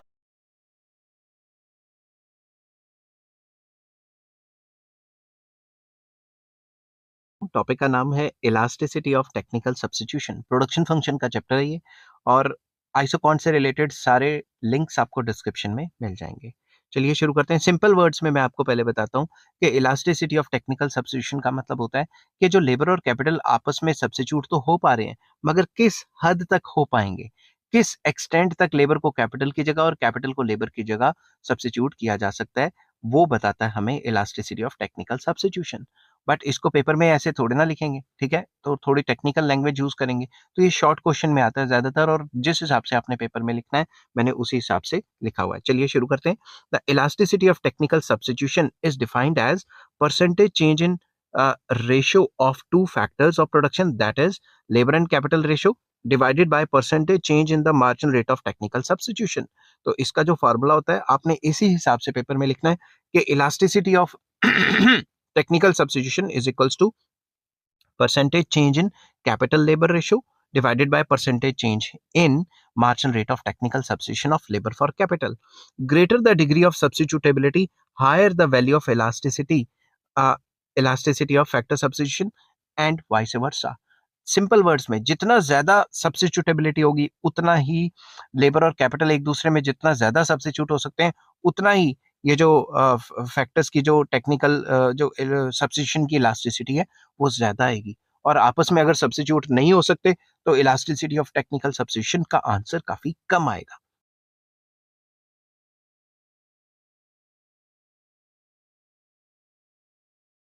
प्रोडक्शन फंक्शन का चैप्टर चल रहा है और टॉपिक का नाम है factor intensity.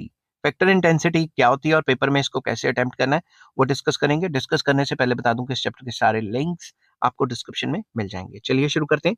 In any process if only two factors, that is labor and capital, are used, the factor intensity refers to capital and labor ratio. अगर किसी भी प्रोडक्शन प्रोसेस में दो फैक्टर्स का इस्तेमाल किया जा रहा है, कैपिटल का और लेबर का, तो फैक्टर इंटेंसिटी का मतलब होता है कैपिटल और लेबर की ratio. The factor intensity is a process is measured by the slope of the line through the origin representing the process. Table से तो ये नहीं बन पाता, डायग्राम से मैंने आपको एक्सप्लेन करने की कोशिश की है। In the given figure process A is more capital intensive and process B than process B. मतलब ये जो प्रोसेस ए है इसमें जो इंटेंसिटी है, फैक्टर इंटेंसिटी है, वो इस हिसाब से है कि कैपिटल ज्यादा इस्तेमाल हो रही है और लेबर कम, और जो ये वाला है ये लेबर इंटेंसिव है क्योंकि इसमें लेबर ज्यादा इस्तेमाल हो रही है और कैपिटल कम। तो उस चीज को फैक्टर इंटेंसिटी को दिखाया गया है। ठीक है, तो आपने इसी तरीके से डायग्राम बनाना है। Since process A is process A is in the upper part and process B is in the lower part of the isoquant, we may generalize that upper segment of the isoquant includes more capital intensive processes. यहाँ पे सारे मोर capital intensive processes होंगे, and the lower segment includes the labour intensive processes. तो यहाँ सारे labour intensive processes होंगे। तो जो कैपिटल और लेबर की जो रेशियो होती है उसे फैक्टर इंटेंसिटी कहा जाता है, जिससे हमें ये पता लगता है कि कैपिटल इंटेंसिव प्रोसेस पे काम किया जा रहा है या लेबर इंटेंसिव प्रोसेस पे काम किया जा रहा है।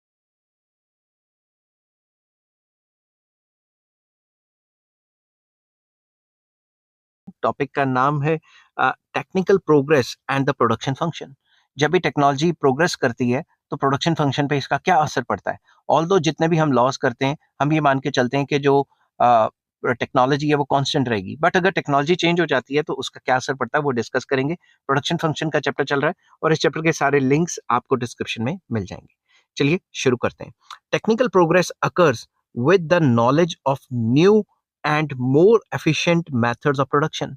टेक्नोलॉजिकल प्रोग्रेस तब होती है जब पहले से नए मेथड या मोर एफिशिएंट प्रोडक्शन के मेथड्स आते हैं।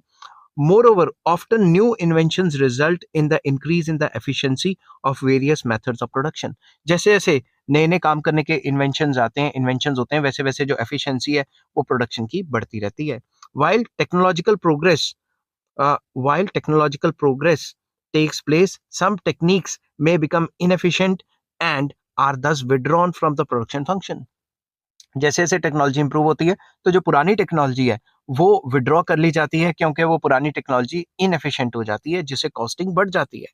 These ongoing changes in technology are considered as technological progresses. इन्हीं को technological progresses कहा जाता है।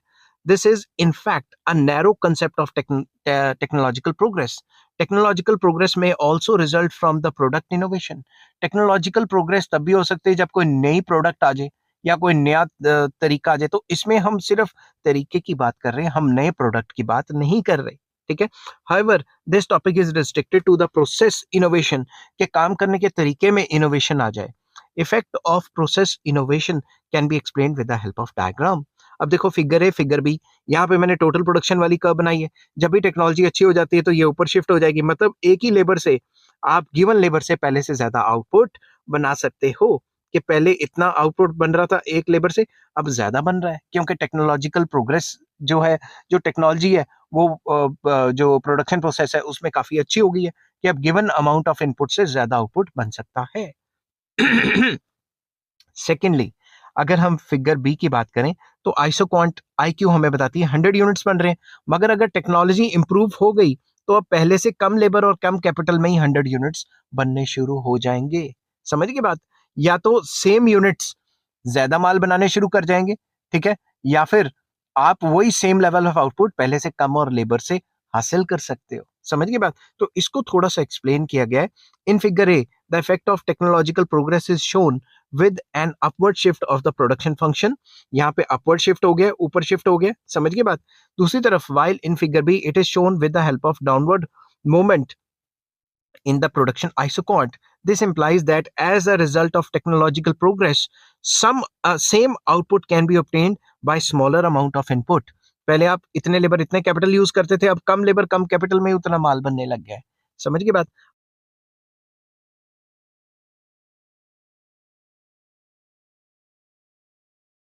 टॉपिक लेके आया हूँ। टॉपिक का नाम है law of increasing returns to a factor.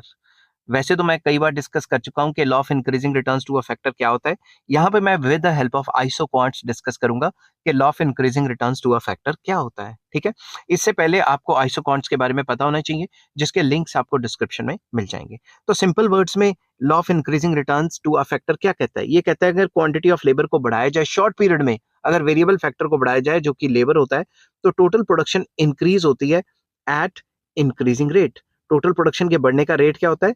Increasing rate. इस चीज को थोड़ा डेफिनेशन फॉर्म में, क्योंकि पेपर में ऐसे तो नहीं ना लिखोगे, तो इसको लिखते हैं कि it is a situation in which with the increase in the units of variable factor that is labour in short run the total production increases at increasing rate. In such a situation marginal productivity of variable factor must increase. इस situation में marginal productivity बढ़नी ही चाहिए और बढ़ती ही है, and average cost of production diminish करती है। ये आपको पता होना चाहिए कि जैसे जैसे इंक्रीजिंग रिटर्न्स आता है कॉस्ट में डिमिनिशिंग कॉस्ट आती है। समझ की बात? इसका भी मैंने पूरा एक्सप्लेनेशन किया हुआ है, आपको माइक्रो इकोनॉमिक्स ग्रेजुएशन के नाम से प्लेलिस्ट मिल जाएगी, उसमें प्रोडक्शन का चैप्टर होगा, आप उसमें जाके देख सकते हैं। टीचर पे इंप्रेशन डालने के लिए एक डेफिनेशन लिखनी बहुत जरूरी है। According to Benham, as the proportion of one factor in combination of in combination of other factors या factors is increased up to a point, the marginal productivity of factor will increase. Same बात कि एक labour को बढ़ाएंगे और बाकी सारे factors fix रखेंगे तो टोटल प्रोडक्शन इंक्रीजिंग रेट से बढ़ती है अप टू एक सर्टेन लिमिट तक, ठीक है, मार्जिनल प्रोडक्टिविटी बढ़ती है। अब इसका डायग्राम कैसे बनेगा? अब आपको ये तो पता है ना कि कैपिटल कांस्टेंट रहेगी क्योंकि शॉर्ट पीरियड में सिर्फ लेबर ही वेरिएबल होता है। अब ध्यान से देखना, इतना लेबर था, इतना कैपिटल, माल बनता है 100। अगर लेबर की क्वांटिटी हम डबल कर देते हैं तो माल 200 की बजाय कितना बन रहा है? कितना बन रहा है? 250। That is called increasing returns to a factor, क्योंकि इसमें लेबर ही बढ़ा रहे हैं, कैपिटल की क्वांटिटी तो सेम है। अब आपको इसको 3-4 लाइंस में यहाँ एक्सप्लेन कर देना तो ये आपका क्वेश्चन खत्म हो जाएगा।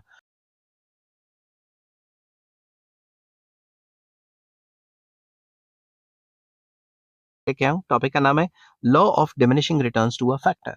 ये टॉपिक मैं आपसे पहले भी काफी बार डिस्कस कर चुका हूं, मगर यहाँ पे ये टॉपिक मैं आइसोक्वांट्स की मदद से डिस्कस करूंगा।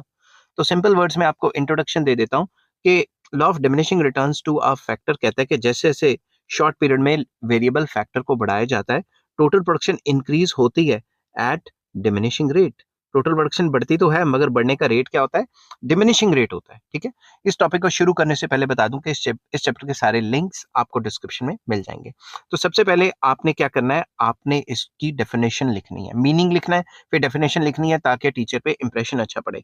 It is a situation in which, with the increase in the units of variable factor, that is labor, in short run या short period, the total production increases at diminishing rate. In such a situation, marginal productivity of factor must fall. इस situation में marginal productivity of factor गिरती रहती है क्योंकि जब diminishing returns आएगा तो MP तो गिरेगी ना, जब TP diminishing rate से बढ़ेगी। And average cost must be increasing. जब आप कम रेट से प्रोडक्शन बढ़ा रहे हो तो पर यूनिट कॉस्ट आपको ज्यादा पड़ती है। अब एक डेफिनेशन जो कि लिखनी जरूरी है अगर आपको टीचर पे इंप्रेशन डालना है। According to Boulding, as we increase the quantity of one input which is combined with fixed quantity of other inputs, the marginal physical productivity of the variable factor must eventually decline. Boulding कहते थे कि अगर एक factor को जो variable है बाकी fix factors के साथ इस्तेमाल किया जाएगा तो मार्जिनल प्रोडक्टिविटी गिरेगी। अब इसको आइसोक्वांट की मदद से एक्सप्लेन करते हैं। इसमें देखना, मैंने कैपिटल की क्वांटिटी फिक्स रखी हुई है और लेबर एक लेबर है मान लो, या जो भी यूनिट ऑफ लेबर है गिवन। अगर मैं इसमें देखूं तो आइसोक्वांट के हिसाब से मैंने 100 यूनिट्स बनाए। अगर मैं लेबर की क्वांटिटी उतनी ही बढ़ा देता हूं, 2 लेबर कर लेता हूं, तो आइसोक्वांट की क्वांटिटी कितनी होगी? 160। IQ1 हमें बता रही है 160 माल बन रहा है। अब आप खुद सोचो, 100 का 200 होना चाहिए था। एक लेबर काम कर रहा है 100 यूनिट, 2 लेबर काम कर रहे हैं 160, तो ये तो जितनी 100 की बजाय 200 भी नहीं है। तो इसे कहते हैं डिमिनिशिंग रिटर्न्स।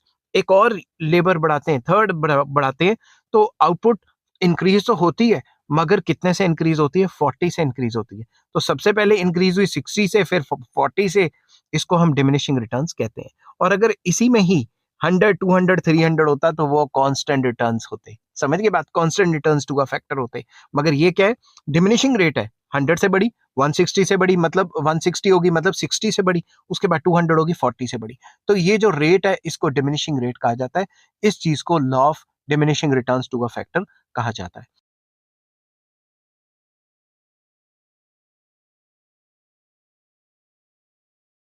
क्या हूँ, टॉपिक का नाम है law of constant returns to a factor. Law of constant returns to a factor क्या होता है? आइसोक्वांट की मदद से इसको एक्सप्लेन करने की कोशिश करेंगे।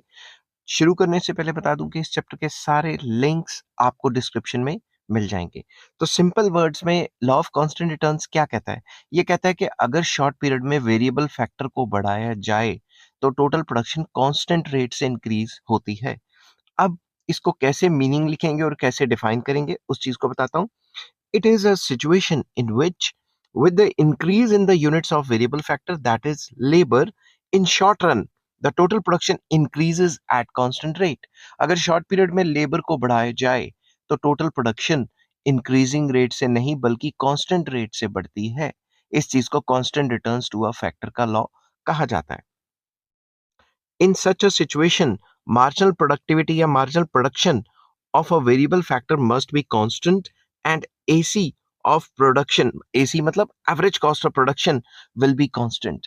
तो जब भी constant returns to a factor होता है तो मार्जिनल प्रोडक्शन भी कांस्टेंट रहता है और एवरेज कॉस्ट ऑफ प्रोडक्शन भी कांस्टेंट रहती है। अब इसको डिफाइन करेंगे।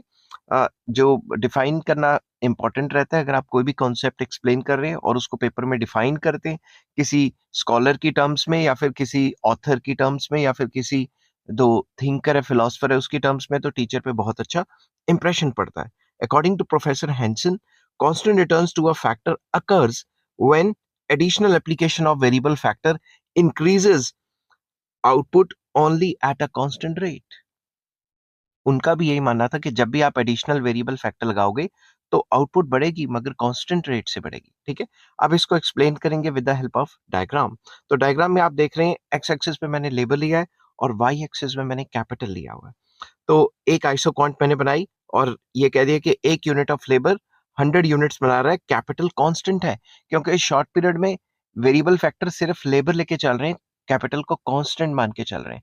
दूसरी तरफ अगर मैं लेबर को डबल कर देता हूं तो आउटपुट जो है वो सिर्फ जो है डबल क्वांटिटी होगी, आउटपुट जो है सिर्फ कांस्टेंट रेट से बड़ी, 100 का 200 हो गया। और अगर ऐसे ही मैं यहाँ एक और आइसोकॉन्ट बना लेता तो 300 हो जाता। तो आउटपुट बढ़ तो रही है मगर इसकी जो बढ़ने की जो रेट है वो कांस्टेंट है, कांस्टेंट। तो इस चीज को कहेंगे कि टीपी या टोटल आउटपुट या total production increases at constant rate.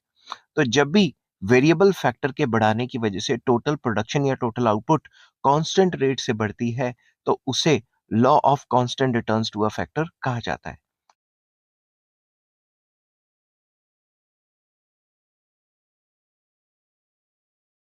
Topic का नाम है law of variable proportions.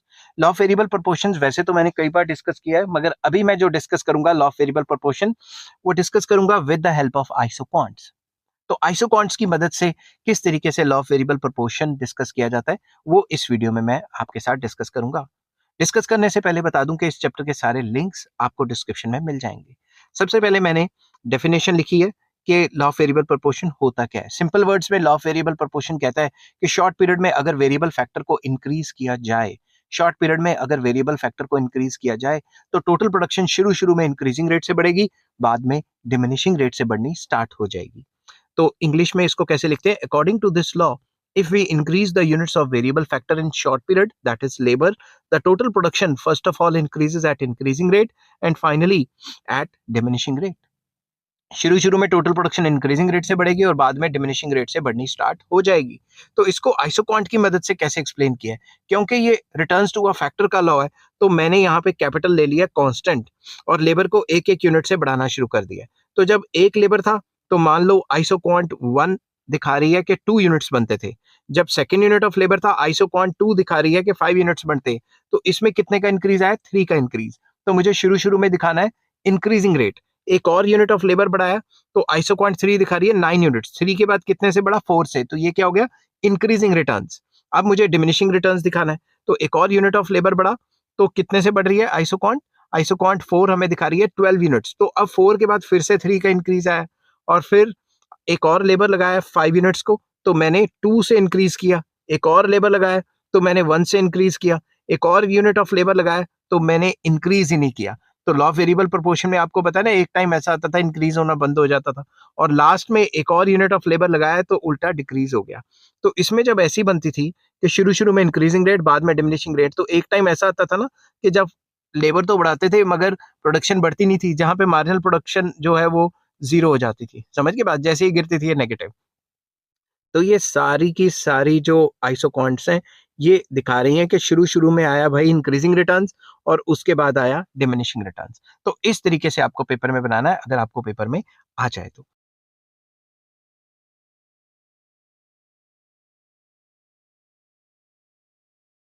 Topic लेके आऊं, टॉपिक में डिस्कस करेंगे law of increasing returns to scale. Increasing returns to scale या डिमिनिशिंग रिटर्न्स टू स्केल या constant returns to scale, returns to scale के अंडर आते हैं जो कि लॉन्ग पीरियड कॉन्सेप्ट है जिसमें सारे के सारे फैक्टर्स वेरिएबल होते हैं और सारे के सारे फैक्टर्स सेम रेशियो में बढ़ते हैं। इस चैप्टर के सारे लिंक्स आपको डिस्क्रिप्शन में मिल जाएंगे, नंबर वाइज देखेंगे तो बहुत अच्छे से समझ आएगा। तो चलिए शुरू करते हैं। Law of increasing returns to scale, it occurs when a given percentage of increase in all factors in the same ratio leads to proportionately greater change in the output. Simple words में अगर सारे factors को बढ़ाएं 5% तो output 5% से ज्यादा बढ़ रही है, इसको हम कहते हैं इंक्रीजिंग रिटर्न्स टू स्केल। अब आइसोक्वांट के थ्रू इसको कैसे एक्सप्लेन किया जाता है ये देखते हैं। ठीक है, मान लो मैंने इतने लेबर और इतने कैपिटल लगाए और 10 यूनिट्स बनाए। ठीक है, अगर मैं जितने लेबर लगा रहा हूं यहाँ पे और जितने कैपिटल लगा रहा हूं उससे कम लगे ना, अगर मुझे क्वांटिटी डबल करनी है तो पहले मुझे कितने लेबर और कितने कैपिटल लगाने पड़ रहे थे, इतने, और इतने कैपिटल और इतने लेबर।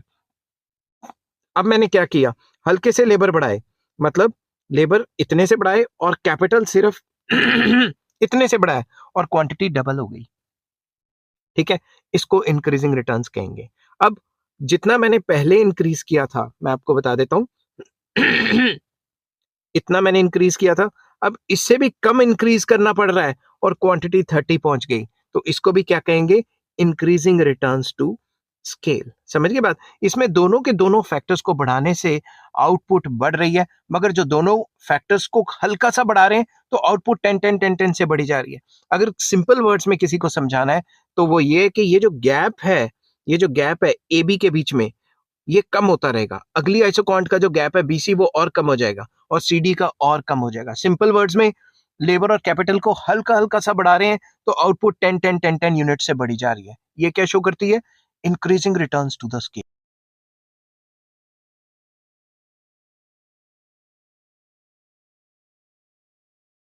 टॉपिक का नाम है law of diminishing returns to scale. Production function का चैप्टर चल रहा है और इस चैप्टर को मैं आइसोक्वांट्स के थ्रू एक्सप्लेन करने की कोशिश कर रहा हूं और इस चैप्टर के सारे लिंक्स आपको डिस्क्रिप्शन में मिल जाएंगे। चलिए शुरू करते हैं। तो डिमिनिशिंग रिटर्न्स टू स्केल क्या होता है, सिंपल वर्ड्स में इसका मतलब है कि जब भी हम सारे फैक्टर्स को सेम रेशियो में बढ़ाएंगे तो आउटपुट उससे कम परसेंटेज में बढ़ेगी। It occurs when a given percentage increase in all factors in the same ratio leads to proportionately lesser increase in output. मतलब फैक्टर्स बढ़ाए 10% और आउटपुट बढ़ी सिर्फ 8%। समझ की बात। अब इसको आइसोक्वांट से कैसे एक्सप्लेन करना है ये ध्यान से समझने वाला काम है। ठीक है, मान लो ए पॉइंट पे हो आप, ए पॉइंट पे आप इतने लेबर और इतने कैपिटल लगा रहे हो तो आपने यूनिट कितने बनाए, 10 यूनिट्स। ठीक है, और अगर आप बी पॉइंट पे हो, बी पॉइंट पे आप इतने लेबर और इतने कैपिटल लगा रहे हो तो आपका माल कितना बन रहा है, 20 यूनिट्स। अब ध्यान से देखना, सी पॉइंट पे आने पे आपको लेबर और कैपिटल पहले से ज्यादा नहीं बढ़ाने पड़ रहे, लेबर और कैपिटल की परसेंटेज ज्यादा बढ़ा रहे हो और आउटपुट उतनी बढ़ रही है 10 यूनिट से। और डी पे तो और ज्यादा लेबर और कैपिटल बढ़ाने पड़ रहे हैं तो क्वांटिटी कितनी बढ़ रही है, वही 10 यूनिट से। तो सिंपल वर्ड्स में अगर किसी को समझाना है तो इसका मतलब है कि आप सेम क्वांटिटी को बढ़ाने के लिए पहले से ज्यादा लेबर एंड कैपिटल लगा रहे हैं। समझ गए बात। अगर टेक्निकली इसको बात करेंगे तो ये जो ए बी पॉइंट है बिटवीन दो आइसोक्वांट्स IQ1 एंड IQ2, ये जो गैप है ये लगातार बढ़ता रहेगा जब भी डिमिनिशिंग रिटर्न्स टू स्केल आएंगे आइसोक्वांट के थ्रू। क्यों, ये बताते हैं कि पहले से ज्यादा लेबर और कैपिटल लगेंगे सेम लेवल ऑफ आउटपुट को बढ़ाने के लिए। तो आप ये भी लिख सकते हैं कि A B is less than B C is less than C D.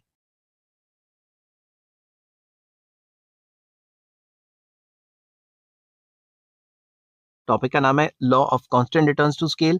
ये मैं एक्सप्लेन करूंगा with the help of isoquant. तो चलिए शुरू करते हैं। शुरू करने से पहले बता दूं कि इस चैप्टर के सारे लिंक्स आपको डिस्क्रिप्शन में मिल जाएंगे। सबसे पहले कांस्टेंट रिटर्न्स होता क्या है कि अगर मैं सारे के सारे फैक्टर्स को सेम रेशियो से बढ़ाऊं तो आउटपुट सेम परसेंट से बढ़ेगी। It occurs when a given percentage of increase in all factors in the same ratio leads to proportionately equal increase in output। मतलब कि अगर मैं सारे फैक्टर्स को 10% से बढ़ा रहा हूं तो आउटपुट भी 10% से ही बढ़ रही है। इसको आइसोक्वांट से कैसे एक्सप्लेन करेंगे, ध्यान से देखना। आइसोक्वांट IQ1 दिखा रही है 10 यूनिट्स, तो आपने इतने लेबर इतने कैपिटल लगा के 10 यूनिट्स बनाए। तो अगर आप लेबर और कैपिटल की क्वांटिटी बढ़ाते हो तो ये 10 की 20 हो जाती है, और बढ़ाते हो तो 30 हो जाती है, और बढ़ाते हो तो 40 हो जाती है। मगर अगर आप देखोगे तो जितना आप लेबर और कैपिटल को बढ़ा रहे हो उसकी रेशो सेम है। मतलब कि इतना लेबर इतना कैपिटल बढ़ के 20 बन रहे थे ना, अब सेम टू सेम जितने पहले बढ़ाने पड़ रहे थे लेबर कैपिटल उतने ही बढ़ाने पड़ रहे हैं और उतने ही डी पॉइंट पे भी बढ़ाने पड़ रहे हैं और आउटपुट कांस्टेंट रेट से इंक्रीज होती जा रही है। सिंपल वर्ड्स में इसको कहेंगे ये जो गैप है between A B C and C D ये कांस्टेंट रहेंगे। समझ गए बात? मतलब लेबर और कैपिटल कांस्टेंट रेट पे बढ़ते रहेंगे, जिसकी वजह से आउटपुट भी कांस्टेंट रेट पे बढ़ती रहेगी। इसको हम law of constant returns to scale कहते हैं।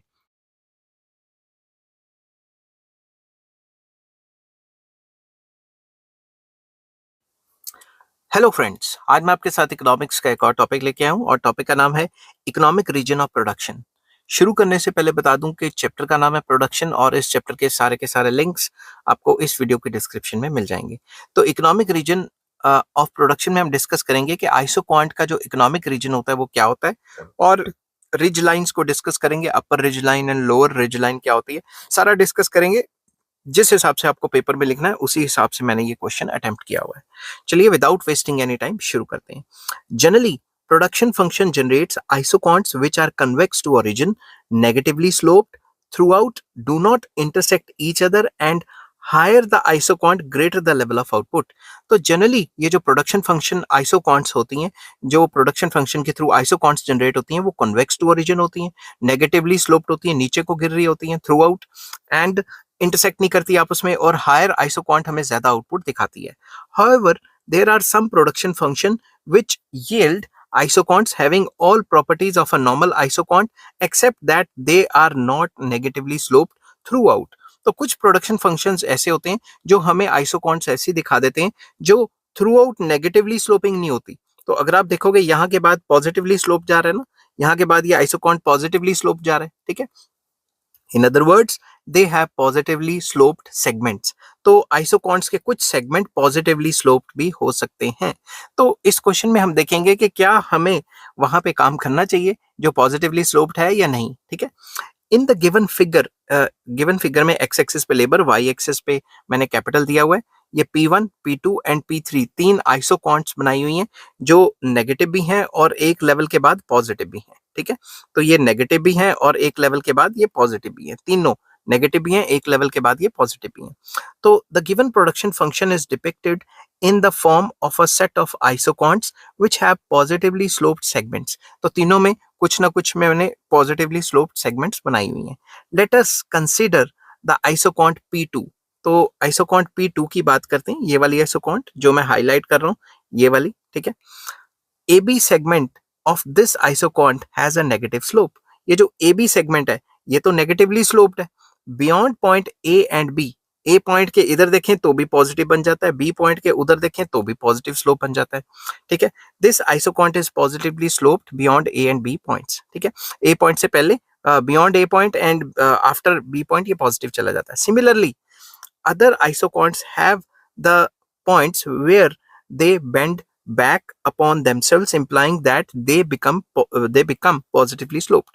तो ऐसे ही बाकी आइसोक्वांट्स में भी देखा जा सकता है, यहाँ पे और यहाँ पे ये पॉजिटिवली स्लोप्ड है, यहाँ पे भी देखा जा सकता है और यहाँ पे भी देखा जा सकता है कि पॉजिटिवली स्लोप्ड है, ठीक है। अब ध्यान से समझना इस बात को। The lines of O K and O L joining these points are called ridge lines. अगर जहां पे ये जो पॉजिटिवली स्लोप जा रहा है, अगर मैं वहां पे एक टेंजेंट खींच लूं तो मुझे पता लग जाएगा एग्जैक्टली इस पॉइंट के बाद ये पॉजिटिव होना शुरू हो रहा है। और वैसे ही यहाँ पे जब ये पॉजिटिवली स्लोप होना शुरू हो रहा है तो मैं एक पैरेलल टेंजेंट खींचूं एक्स एक्सिस के, तो मुझे पता लग जाएगा कि इस पॉइंट के बाद वो जा रहा है ऊपर। तो इन पॉइंटों को मैंने टेंजेंट करवाया है स्ट्रेट लाइन से, ताकि मुझे पता लग जाए कि इस पॉइंट के बाद जो स्लोप है वो चेंज हो रही है। तो इन टेंजेंट पॉइंट्स जहां पे ये टेंजेंट होते हैं, उन पॉइंट्स पे जो आइसोक्वांट पे अगर मैं पॉइंट ऑफ ओरिजिन से एक ऊपर वाली लाइन जोड़ता हूं तो उसे अपर रिज लाइन कहते हैं। अगर पॉइंट ऑफ ओरिजिन से नीचे वाले पॉइंट्स को ऐसे जोड़ता हूं तो उसे लोअर रिज लाइन कहते हैं। समझ गए बात? टेक्निकली स्पीकिंग अपर रिज लाइन और लोअर रिज लाइन के बीच में ये जो एरिया आ रहा है उसको इकोनॉमिक रीजन कहा जाता है। समझ गए बात? ये जो बीच वाला एरिया है ये इकोनॉमिक रीजन है। तो सिंपल वर्ड्स में इकोनॉमिक रीजन के अंदर हम डिस्कस करते हैं कि भाई हम सिर्फ नेगेटिवली स्लोप्ड आइसोक्वांट पे ही रहें, ठीक है। इसका एक लॉजिक भी है, वो भी आपको आगे समझाऊंगा, बट एक छोटा सा लॉजिक मैं आपको यहीं पे समझा देता हूँ कि मान लो आप ए पॉइंट पे हो, मान लो सी डी पॉइंट पे हो एग्जाम्पल के तौर पे, तो आप इतना लेबर ले रहे हो और इतना कैपिटल ले रहे हो, ठीक है, और माल बना रहे हो मान लो 100, एग्जाम्पल के तौर पे बता रहा हूँ, ठीक है। तो अगर आप 100 माल बना रहे हो तो अगर आप ये पॉजिटिवली स्लोप पे चले जाते हो, ये यहाँ से पॉजिटिव होगी, तो पॉजिटिवली स्लोप पे चले जाते हो इस पॉइंट पे, तो आप यही सेम 100 माल ज्यादा लेबर ज्यादा कैपिटल को लेके नहीं बना रहे। तो कहने की बात ये है सारी की सारी कि जब भी हम पॉजिटिव स्लोप पे चले जाते हैं, हम पहले से ज़्यादा लेबर या ज़्यादा कैपिटल लेके वही सेम काम कर रहे होते हैं, तो वो इनएफिशिएंट हो जाता है, ठीक है। उसको मैंने टेक्निकली एक्सप्लेन करने की कोशिश की है कि marginal rate of substitution of labour capital 0 हो जाता है, इस टाइप से मैंने एक्सप्लेन करने की कोशिश की है, ठीक है। They form the boundaries for the economic region of the production. ये जो रिज लाइन्स थी, ये इकोनॉमिक एक बाउंड्री बना देते हैं कि इसके अंदर और इसके अंदर ही जो है इकोनॉमिक रीजन रहने वाला है, ठीक है। अब इसके बाद suppose the output represented by isoquant P2 is to be produced. मान लो ये जो P2 वाली लाइन है जो मैंने ये हाईलाइट की है, ठीक है, यही बनानी है हमने, ठीक है।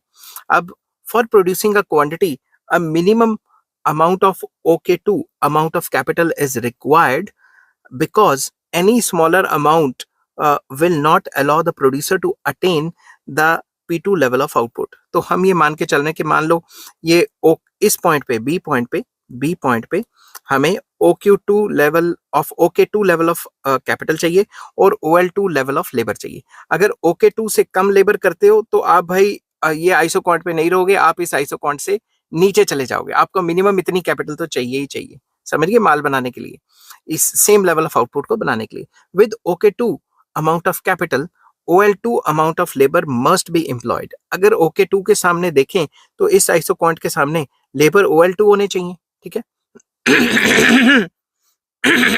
सॉरी, बोल बोल के गला बैठ जाता है। In case of producer uses an amount of labor less than OL2 together with OK2 amount of capital, his output level would be lower than one presented by OP2। तो अगर हम इस पॉइंट से अगर हम OK2 से कम labour मतलब कम capital use करते हैं और अगर इससे कम लेबर कैपिटल यूज करते हैं तो अगर लेबर का लेवल तकरीबन उसी हिसाब से रखते हैं और वो कम कर देते हैं कैपिटल, तो हम उतना नहीं बना पाएंगे क्योंकि हम इस आइसोकॉन्ट पे रह ही नहीं पाएंगे। इस आइसोकॉन्ट पे रहने के लिए हमें मिनिमम OK2 कैपिटल तो चाहिए ही चाहिए। इससे कम करेंगे तो हमारी आउटपुट सफर करेगी और आउटपुट गिर सकती है, ठीक है।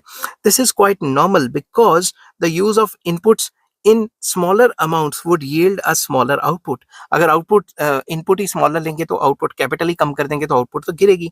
But by combining labour input in an amount larger than OL2 and OK2 amount of capital would also result in the output smaller than that represented by the isocont P2। अगर हम capital हमारे पास यही है, अगर हमने labour बढ़ा दी है, capital यही है, लेबर बढ़ा दी है, तो वो हो जाएगा ना, मार्जिनल प्रोडक्टिविटी गिर जाएगी क्योंकि गिवन मशीन ने ज्यादा लेबर यूज करेंगे तो फिर प्रोडक्टिविटी या एफिशिएंसी तो गिर जाएगी, तो इसलिए भी आउटपुट गिर सकती है। In order to maintain P2 level of output with a larger amount of labor, capital output also in a large amount has to be used। तो अगर हम लेबर बढ़ा रहे हैं तो हमें कैपिटल भी बढ़ानी पड़ेगी, तो ही हम लार्जर अमाउंट पे मतलब सेम लेवल ऑफ आउटपुट को बना सकते हैं। तो अगर हम यहाँ पे देखें, ध्यान से देखना, तो अगर हम लेबर को बढ़ा रहे हैं तो कैपिटल भी तो बढ़ेगी अगर सेम लेवल ऑफ आउटपुट बढ़ाना है, क्योंकि हम तो P2 पे ही लाइक कर रहे हैं और लेबर को बढ़ाएंगे तो और कैपिटल बढ़ेगी और माल तो सेम ही बन रहा है ना, ये पूरी की पूरी isoquant same level of output दिखा रही है। तो फिर क्या लोड पड़ी है, क्या जरूरत पड़ी है कि हम पॉजिटिवली स्लोप पे जाएं जिसमें लेबर भी बढ़ाएं और कैपिटल भी बढ़ाएं और माल उतने का उतना ही बढ़े। समझिए बात, तो वो इनएफिशिएंसी दिखाती है। Obviously this is something which no rational producer would attempt because it involves uneconomic use of resources। तो इससे जो resources का जो इस्तेमाल है वो uneconomic हो जाएगा। Point B on isocont P2 represents the intensive margin of labor because an increase in the amount of labor input beyond OL2 with the fixed amount of capital input OK2 results in the fall in the output level। अगर हम इससे इधर जाने की कोशिश करें तो अगर कैपिटल की क्वांटिटी फिक्स रखेंगे तो अगर लेबर बढ़ाएंगे तो ऑब्वियसली वो हमें कम लेवल ऑफ आउटपुट दिखाएगी। समझिए बात, और अगर आउटपुट का लेवल मेंटेन करना है तो कैपिटल को बढ़ाना पड़ेगा। At this point marginal productivity of labour is zero and thus marginal rate of technical substitution of labour capital is also zero. मतलब लेबर और कैपिटल में सब्स्टिट्यूशन नहीं रहेगी। This implies that at point B labor has been substituted for the capital to the maximum extent. तो labour का जो हम substitution लगातार करते जा रहे हैं कैपिटल की जगह, वो यहाँ पे आके मैक्सिमम हो गया है। अगर इससे ज्यादा करेंगे तो भाई काम खराब हो जाएगा, समझ की बात। इससे ज्यादा लेबर लगाएंगे तो आउटपुट गिर जाएगी, और अगर आउटपुट को मेंटेन करना है तो भाई कैपिटल भी बढ़ानी पड़ेगी। तो कैपिटल क्यों बढ़ाएं, जब सेम लेवल ऑफ आउटपुट बनाना है हम बी पॉइंट पे रुक जाएंगे, समझ की बात। यही बात की डिस्कशन मैं अब दूसरे तरीके से करता हूँ, ये वाले पॉइंट के लिए, ठीक है, ये वाले पॉइंट के लिए, ये जो ए पॉइंट है उसके लिए करेंगे, ठीक है। तो अब आ जाता है similarly for the for producing P2 level of output a minimum of labour OL1 amount फिर से बोलता हूं, similarly for producing P2 level of output a minimum of OL1 amount of labour input is required. तो अगर हम यहां देखें, तो अगर मैंने यहां पे काम करना है तो मुझे मिनिमम ए पॉइंट पे OL1 लेबर चाहिए, और इसके कॉरस्पॉन्डिंग मुझे कैपिटल इतना चाहिए। अगर मैं पॉजिटिवली स्लोप पे चला जाता हूं तो ध्यान से देखो, सेम लेवल को बनाने के लिए कैपिटल भी ज्यादा लग रहा है, लेबर भी ज्यादा लग रहा है, तो इनएफिशिएंसी होगी ना। तो इसमें मैं कहूंगा कि मैंने कैपिटल को जितना सब्स्टिट्यूशन करना था वो कर दिया है, उससे ज्यादा करूंगा तो आउटपुट गिर सकती है। और अगर आउटपुट को मेंटेन करना है तो मुझे लेबर भी बढ़ाना पड़ेगा, कैपिटल भी बढ़ाना पड़ेगा, जो इनएफिशिएंट डिसीजन रहेगा। A smaller amount of labour input will not allow the producer to attain P2 level of output. अगर मैं OL1 ये जो लेवल है, इस लेवल से अगर मैं कम, क्या कहते हैं, इस लेवल से अगर मैं कम आउट लेबर का इस्तेमाल करता हूं तो ये लेवल, ये जो P2 लेवल है, ये मैं अटेन नहीं कर पाऊंगा, समझ की बात। With OL1 amount of labour, OK1 amount of capital must be used, and and any addition to the capital input beyond OK1 would result in the smaller output।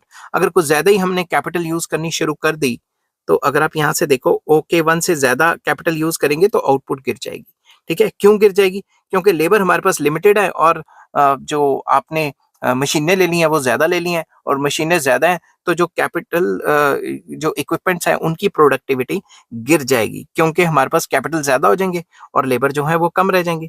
Therefore the marginal productivity of capital is zero at point A point पे उसकी marginal productivity of capital zero चली जाएगी, उसके beyond. This point represents intensive margin for capital because an increase in the amount of capital beyond capital input beyond OK1 with a fixed labor input of OL1 will reduce rather than augment output। तो अगर हम उससे ज्यादा capital को बढ़ाने की कोशिश करेंगे तो उससे आउटपुट कम हो जाएगी बजाय इसके के बढ़े। एट पॉइंट ए, अगर ए पॉइंट की बात करें, ऑन P2, जो P2 कव है उस पे ए पॉइंट की बात करें, capital has been substituted for labour to the maximum extent. तो ए पॉइंट पे जो हमने बताया, ये वाले पॉइंट पे जो कैपिटल लेबर का जो सब्स्टिट्यूशन है, जो कैपिटल का सब्स्टिट्यूशन कर रहे हैं, वो मैक्सिमम हो चुका है। इससे ज्यादा करेंगे तो काम खराब हो जाएगा उल्टा, समझ की बात। The marginal rate of technical substitution of capital for labour is zero. वहां पीछे क्या था, labour for capital is zero, which means that the marginal rate of technical substitution of labour for capital is infinite और undefined. Simple words में, labour को capital की जगह तो सब्स्टिट्यूट कर सकते हो, मगर कैपिटल को लेबर की जगह नहीं कर पाओगे आप। अगर आप इससे ज्यादा लेबर को ज्यादा बढ़ाना चाहोगे तो लेबर तो बढ़ जाएगी और कैपिटल सब्स्टिट्यूट हो जाएगा, बट यहाँ पे कैपिटल की सब्स्टिट्यूशन जीरो हो जाएगी, समझ गई बात। अब the line OK is in the above figure connects the points of zero marginal productivity of capital called the upper ridge line. Similarly, the line OL designated as the lower ridge line joins the points of zero marginal productivity of labor। तो ये जो नीचे वाली line है OL, ठीक है, ये हमें ये सारे पॉइंट्स को मिलाती है जहां पे marginal productivity of labour zero हो जाती है, और ऊपर वाली OK ऐसे पॉइंट्स को मिलाती है जहां marginal productivity of capital zero हो जाती है। बेसिकली ये नीचे वाली लाइन वहां मिलाती है जहां पे ये टेंजेंट्स हैं। टेंजेंट कहां पे होंगे, जहां पे इनकी जो स्लोप है वो पैरेलल टू एक्स एक्सिस हो जाएगी, और के वाली की कहां पे होगी, जहां पैरेलल टू वाई एक्सिस हो जाएगी। उन दोनों को, ऊपर वाली लाइन और नीचे वाली लाइन को मिलाएंगे तो इसके बीच वाला जो पोर्शन होगा वो इकोनॉमिक रीजन होगा। ऊपर वाली लाइन को अपर रिज लाइन कहेंगे और नीचे वाली लाइन को लोअर रिज लाइन कहेंगे, ठीक है। उसके बाद the combinations of labor and capital inputs comprising the area between ridge line OL and OK constitutes the generalized stage 2 of production for both resources. तो स्टेज 2 ऑफ प्रोडक्शन कौन सा था, जो लॉ ऑफ वेरिएबल प्रोपोर्शन में बताया था ना, second stage को रैशनल स्टेज कहते हैं। तो ये जो दोनों रिज लाइंस के बीच वाला एरिया, ये स्टेज 2 दिखाता है, जिसको इकोनॉमिक रीजन या रैशनल रीजन भी कहा जाता है। These are the combinations that are relevant for the production decisions. तो ये जो कॉम्बिनेशंस हैं यही प्रोडक्शन डिसीजंस के लिए रेलिवेंट है। तो ये कॉम्बिनेशन कौन से हैं, ये जो नेगेटिवली स्लोप्ड आइसोक्वांट के जो हैं कॉम्बिनेशंस, यही रेलिवेंट रहते हैं। अगर पॉजिटिवली स्लोप में चले जाएंगे तो वो अनइकोनॉमिक हो जाएंगे। तो पूरी की पूरी जो ये जो टॉपिक है रिज लाइंस का या इकोनॉमिक रीजन का, वो यही कहता है कि भाई नेगेटिवली स्लोप्ड आइसोक्वांट में काम करो, पॉजिटिवली स्लोप में जाओगे तो काम खराब हो जाएगा, जो कि अनइकोनॉमिक होगा। ठीक है, तो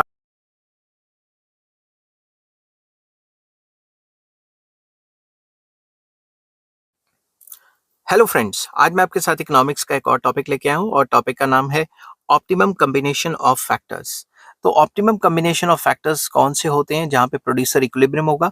ये बात चल रही है जब भी कोई भी फर्म एक गुड बना रही है। अगर एक से ज्यादा गुड बना रही है उसका अलग केस है, वो मैंने ऑलरेडी आपको डिस्कस किया, उसका भी लिंक आपको इस वीडियो के डिस्क्रिप्शन में मिल जाएगा। तो प्रोडक्शन फंक्शन के टॉपिक में हम डिस्कस करेंगे कि ऑप्टिमम कॉम्बिनेशन ऑफ फैक्टर्स क्या होता है, कि किस कॉम्बिनेशन पे, लेबर और कैपिटल के किस कॉम्बिनेशन पे जो प्रोड्यूसर है उसको मैक्सिमम बेनिफिट होगा। ठीक है, इसको हम दो तरीके से, दो कॉन्सेप्ट से और दो तरीके से डिस्कस करने की कोशिश करेंगे। तो चलिए शुरू करते हैं। जैसे पेपर में लिखना है मैंने उसी हिसाब से लिखा हुआ है। The producer is free to choose any of these input combinations, however these मतलब लेबर और कैपिटल। ठीक है, तो मैं यहाँ लिख लेता हूँ एनी ऑफ दीज मतलब लेबर एंड कैपिटल के कॉम्बिनेशन को यूज कर सकता है। ठीक है, his choice cannot be arbitrary if he wishes to minimize cost of producing a stipulated output। अब लेबर और कैपिटल के कई कॉम्बिनेशन यूज कर सकता है, मगर उसकी जो, अगर वो अपनी कॉस्ट को मिनिमाइज करना चाहता है तो उसका जो डिसीजन होगा लेबर कैपिटल को यूज करने का, जो डिफरेंट कॉम्बिनेशंस है वो आर्बिट्रेरी नहीं होगा। उसके कुछ फिक्स्ड कॉम्बिनेशन ही होंगे जिसमें प्रोड्यूसर को मैक्सिमम बेनिफिट होगा। Now we will explain how producer selects a particular input combination with the help of two concepts and two topics. तो टू कॉन्सेप्ट्स कौन से हैं, आइसोकॉस्ट लाइन एंड आइसोकॉन्ट।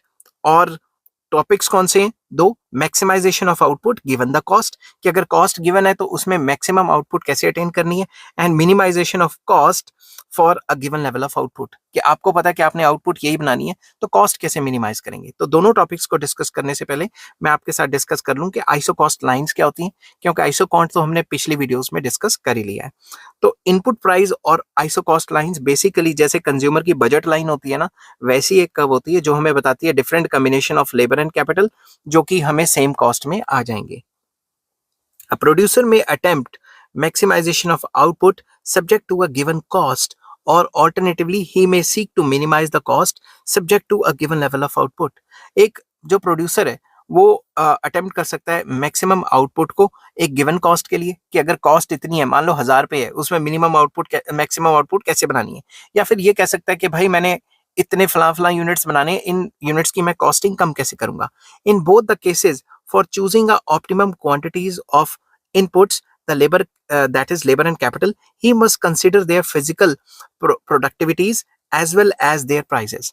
तो जब भी वो ये ऑप्टिमम कॉम्बिनेशन चूज कर रहा होगा वो लेबर एंड कैपिटल की मार्जिनल प्रोडक्टिविटी देखेगा, उनकी मतलब काम करने की क्षमता देखेगा, काम करने की कैपेसिटी देखेगा, और ये देखेगा कि लेबर और कैपिटल के प्राइसेस क्या हैं।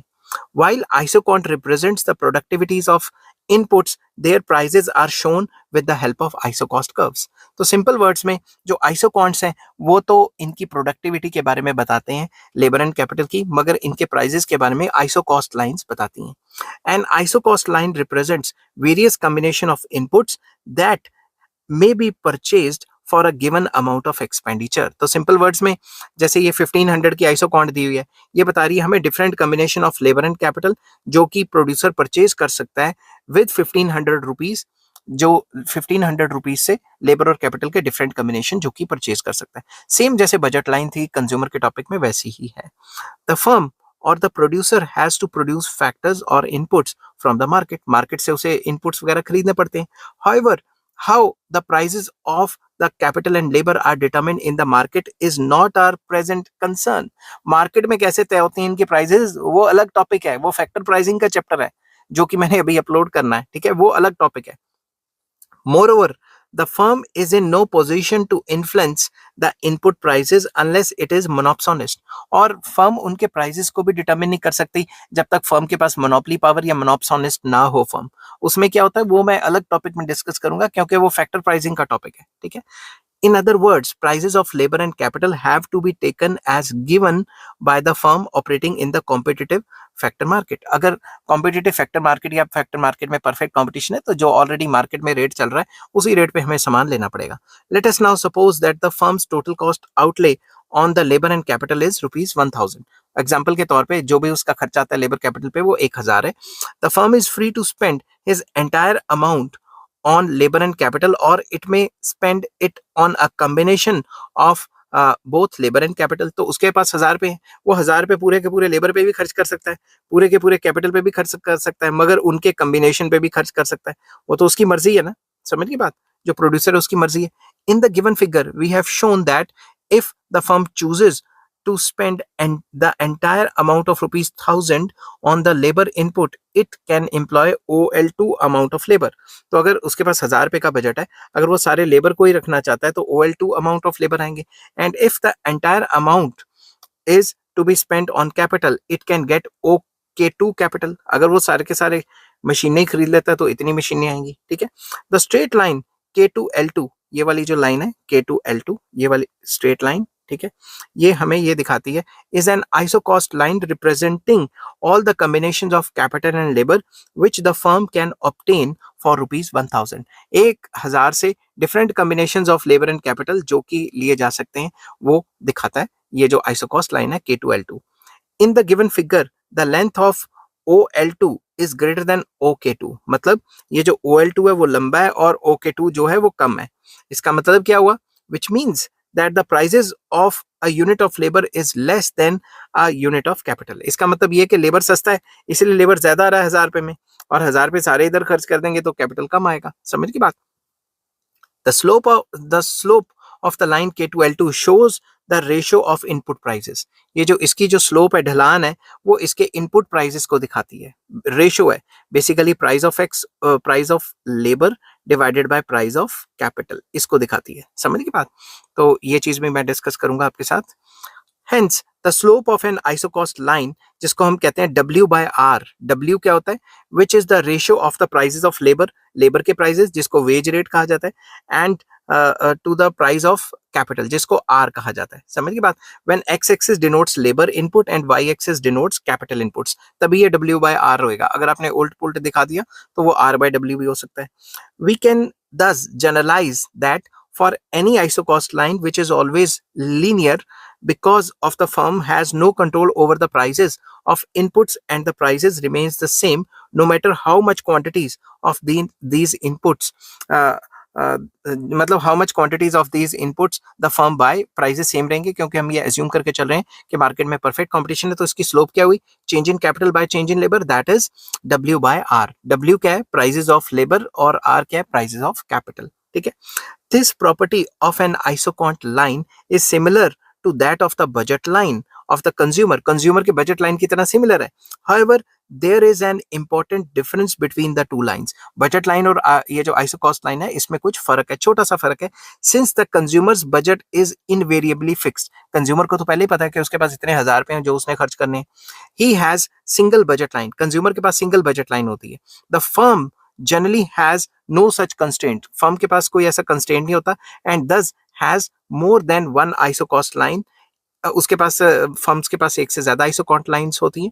In the above figure we have drawn 3 isocost lines, there can be many more of them corresponding to firms cost outlay plans to attain the various output level। तो firm के ऊपर अगर हम देखें तो कई आइसोकॉस्ट लाइन हो सकती है, मगर कंज्यूमर का अगर बात करें तो उसके पास एक ही बेचारे के पास बजट होता है। And isocost line further to the right reflects the higher cost. तो जितनी ज्यादा इधर इधर खिसकती रहेगी राइट साइड पे कॉस्टिंग बढ़ती रहेगी, और जितनी लेफ्ट साइड को जाएगी कॉस्टिंग कम होती रहेगी, समझ गए बात।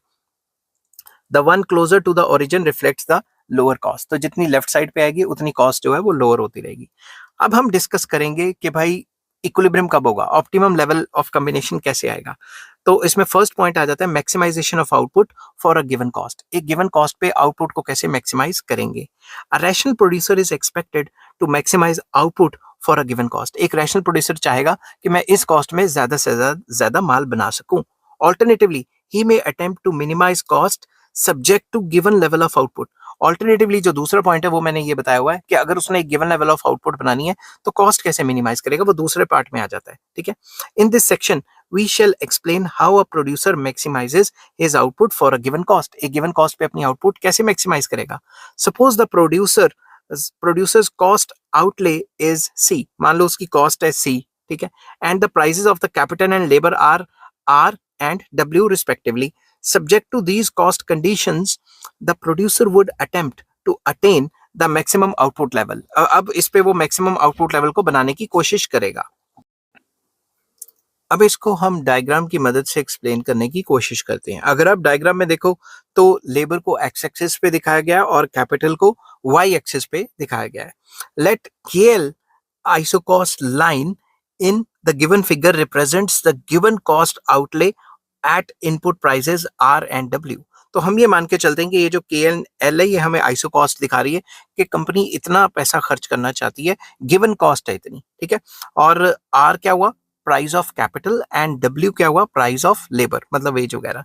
P1 and P2, P1, P2 and P3 are isoquants representing three different levels of output. ये जो P1, P2, P3 हैं ये तीन आइसोकॉन्ट्स हैं जो डिफरेंट लेवल्स को दिखा रही हैं, डिफरेंट लेवल्स ऑफ आउटपुट को दिखा रही हैं. ठीक है. It may be noted that P3 level of output is not attainable because the available factor resources, that is various labor and capital combinations represented by isocost line KL, are insufficient to reach that output level. अब ये आपको साफ ही देख के लग रहा है ये जो P3 है ये तो हमारी ये जो कॉस्ट लाइन है इससे भी ऊपर है, तो ये तो अनअटेनेबल ही नहीं है. तो फिगर के हिसाब से P1 और P2 अटेनेबल है, इसमें से भी P2 में ही हम रहेंगे, वो मैं आगे एक्सप्लेन करूंगा. In fact any output level beyond isocost line KL is not attainable या फिर इज अनअटेनेबल, कुछ भी कह सकते हो, क्योंकि वो तुम्हारी कॉस्ट से ऊपर ही निकल गया. समझ गई बात. The producer however can attain any output level in the region OKL. ये जो प्रोड्यूसर है ये OKL, ये जो ट्राइंगल है या ऑन द लाइन, मतलब ये के और एल लाइन पे या इस ट्राइंगल के बीच में कहीं पे भी जो है प्रोडक्शन कर सकता है. But that would not require all the resources, that is labour and capital inputs that are available to the producer for his cost outlay. तो अगर हम इसके बीच में कहीं रहते हैं तो लेबर और कैपिटल जितना हम इस्तेमाल कर सकते हैं उतना तो नहीं कर पाएंगे, तो एफिशिएंट प्रोडक्शन नहीं मानी जाएगी. ठीक है. Therefore in the case of a given cost, the producer's attempt would be to reach the isocont which represents the maximum output level. तो अब ये जो गिवन कॉस्ट है उस पे प्रोड्यूसर ये सोचेगा कि मैं मैक्सिमम आउटपुट का लेवल कौन सा अटेन करूं, और मैक्सिमम वो वही लेवल आउटपुट अटेन कर पाएगा जो इस पे टेंजेंट होगा, क्योंकि टेंजेंट से हल्का सा ऊपर निकल गया वो तो भाई कॉस्ट से ही निकल गया ऊपर, और अगर टेंजेंट से नीचे है तो वो आउटपुट पे काम तो कर लेगा इस आउटपुट पे, मगर ये मैक्सिमम तो नहीं है ना. मैक्सिमम आउटपुट तो यही हुई ना जो टेंजेंट है, मैक्सिमम ऊपर तो टेंजेंट तक ही खींच सकता है. इसलिए जो एस पॉइंट है वो इक्विलिब्रियम का पॉइंट है, और ये जो आर पॉइंट और टी पॉइंट है इस पे आउटपुट तो बना देगा सेम कॉस्ट पे, मगर वो आउटपुट मैक्सिमम तो नहीं ना हुई, तो इसलिए उस पे प्रोड्यूसर इक्विलिब्रियम नहीं होगा. इक्विलिब्रियम या ऑप्टिमल लेवल सिर्फ एस पॉइंट पे होगा. ठीक है. तो मैं यहाँ पे इसकी एक्सप्लेनेशन बता देता हूँ जो मैंने अभी ऊपर आपको डायग्रामेटिकली बताया. The producer can operate at point R and T, but at these 2 points the combinations of labor and capital to produce P1 level of output are available for a given cost represented by by isocost line KL. तो ये जो isocost line KL है ये जो है R और T पे अगर हम बना रहे हैं तो कॉस्ट तो उतनी खर्च हुई, मगर आउटपुट तो P1 बनी ना. P1 क्या है, P2 से लोअर है, तो lower level of output same खर्चे में हम बना रहे हैं. In contrast at point S, the combination of labor and capital available for the same cost enables the producer to reach isocost P2, which represents an output level higher than that of P1. तो ये जो S point है ये point बता रहा है आपको कि कॉस्ट तो उतनी खर्च हुई ये वाली KL, मगर आउटपुट आपने P2 बनाई है जो कि P1 से ज्यादा है. ठीक है. Since at point S isocont P2 is just tangent to isocost line, a greater output than P2 is not obtainable for a given level of cost. P2 से ज्यादा ऊपर नहीं निकल सकते क्योंकि वो तो बजट से या फिर अपनी कॉस्ट से ऊपर निकल जाएंगे. A lesser output is not efficient because production can be raised without incurring additional cost. और अगर P2 से कम आउटपुट बनाते, फॉर एग्जाम्पल P1 बनाते, तो वो एफिशिएंट ना होती क्योंकि हम P1 से P2 इंक्रीज कर सकते हैं अपनी आउटपुट को without raising the cost. Cost तो वही रहती. समझ की बात. अब hence the optimal combination of factors of production, that is labor and capital, is OK2 of capital and OL2 of labor, as it enables the producer to reach the highest level of production possible given the cost conditions. तो इस level पे हम OL1 amount of labour use करेंगे और OK1 amount of capital use करेंगे. इनको use करते हुए हम हाईएस्ट आइसोकॉन्ट पे रहेंगे और हमारी आउटपुट मैक्सिमाइज होगी given the cost. The producer maximises the output of a given cost, that is reaches the equilibrium only when marginal rate of technical substitution of labor for capital is equal to the ratio of price of labor to the price of capital. तो simple words में जब MRTS labour capital का इसके बराबर होगा W/R के, तभी equilibrium होगा. तो सिंपल वर्ड्स में अगर बात करें तो ये जो इक्विलिब्रियम का पॉइंट है, इसके ऊपर जो स्लोप है, स्लोप मतलब ढलान, आइसोक्वांट की ढलान इज इक्वल टू जो मैं उल्टा बोल गया, आइसोक्वांट की ढलान should be equal to the slope of isocost curve. तो आइसोकॉस्ट कर्व और आइसोक्वांट की अगर ढलाने या स्लोप से बराबर होंगी तो ही इक्विलिब्रियम होगा. ठीक है. तो इक्विलिब्रियम हमने यहाँ कैसे शो किया? हमने शो किया कि अगर हमारी कॉस्ट गिवन है तो हम कैसे मैक्सिमम आउटपुट अटेन कर सकते हैं. तो मैक्सिमम आउटपुट तो टेंजेंट पे अटेन करेंगे. तो इसके बाद अब हम डिस्कस करेंगे कि जब हमारी गिवन लेवल ऑफ आउटपुट है, कॉस्ट को कैसे मिनिमाइज करेंगे. भाई बात तो एक ही है मगर डायग्राम अलग अलग है. तो इसमें हम करेंगे minimization of cost for a given level of output. तो चलिए शुरू करते हैं. Alternatively if a producer seeks to minimize the cost of producing a given level of output rather than maximizing of output of a stipulated cost, the conditions of his equilibrium remains formally the same. That is, जो हमने condition ऊपर की थी, marginal rate of technical substitution of labor capital should be equal to the slope of isocost line, that is W/R, मतलब price of labor divided by price of capital. This can be easily explained with the help of diagram. इसको भी हम with the help of diagram explain कर सकते हैं. मैंने x axis पे labour और y एक्सिस पे कैपिटल दिया हुआ है. मैंने अब यहाँ पे डिसाइड किया कि मैंने माल सिर्फ OP बनाना है, OP अमाउंट ऑफ आउटपुट बनाना है. अगर मैं ये माल आइसोकॉस्ट लाइन ऊपर वाली जो है, ये वाली K3 L3 से बनाता हूं, तो मैं G और F पॉइंट पे आ जाऊंगा और माल मैं F पॉइंट पे बनाऊं या G पॉइंट पे बनाऊं, माल उतना ही बनेगा. एग्जांपल के तौर पे बता रहा हूं, मान लो मैंने 100 kg बनाना है मगर कॉस्टिंग तो ज्यादा लगी ना. तो मैं अब ऐसा कॉम्बिनेशन चूज करूंगा जिससे मेरी कॉस्टिंग कम आए और वो कॉस्ट मैं तब तक नीचे शिफ्ट करता रहूंगा जब तक ये इस पॉइंट पे ई पॉइंट पे टेंजेंट नहीं हो जाती. अगर मैं इससे ज्यादा ही कॉस्ट कम कर दूंगा तो मैं फिर ये वाला आउटपुट नहीं बना सकता. तो बात तो वहीं आके खत्म होगी ना, टेंजेंट ही होना चाहिए. In the given figure, we have a given isocont P, which denotes the desired level of output, but there is a set of isocost lines representing various levels of cost outlay. हमारे पास अब क्या है, ये जो isoquant है green colour की, ये given है. ठीक है. अब हमारे पास कॉस्ट अलग अलग है मगर हमारे पास आउटपुट गिवन है कि हमने इतनी आउटपुट बनानी है. And isocost line closer to the origin indicates lower cost. जितना हम ओरिजिन के पास पास जाएंगे वो हमें लोअर कॉस्ट दिखाएगी और जितना दूर दूर जाएंगे वो हाई कॉस्ट दिखाएगी. ठीक है. The isocost lines are parallel, thus have the same slope. ये जो है आपस में पैरेलल है, मतलब उनकी स्लोप जो ढलान है उनकी वो सेम है, दैट इज W/R. ये हर वक्त सेम रहेगी because they have been drawn on the assumption of constant prices of factors. तो हम ये अज्यूम करके चलते हैं कि जो प्राइसेस ऑफ फैक्टर्स हैं, लेबर और कैपिटल के प्राइसेस सेम रहेंगे. It may be noted that isocost line K1 L1 is just not relevant because the output level represented by the isocont P is not producible by any factor combination available on this isocost line. तो ये जो K1 L1 है ये तो भाई नहीं बना सकती क्योंकि इतने कॉस्ट में इतना माल बन ही नहीं सकता. माल ज्यादा और कॉस्ट कुछ ज्यादा ही कम है.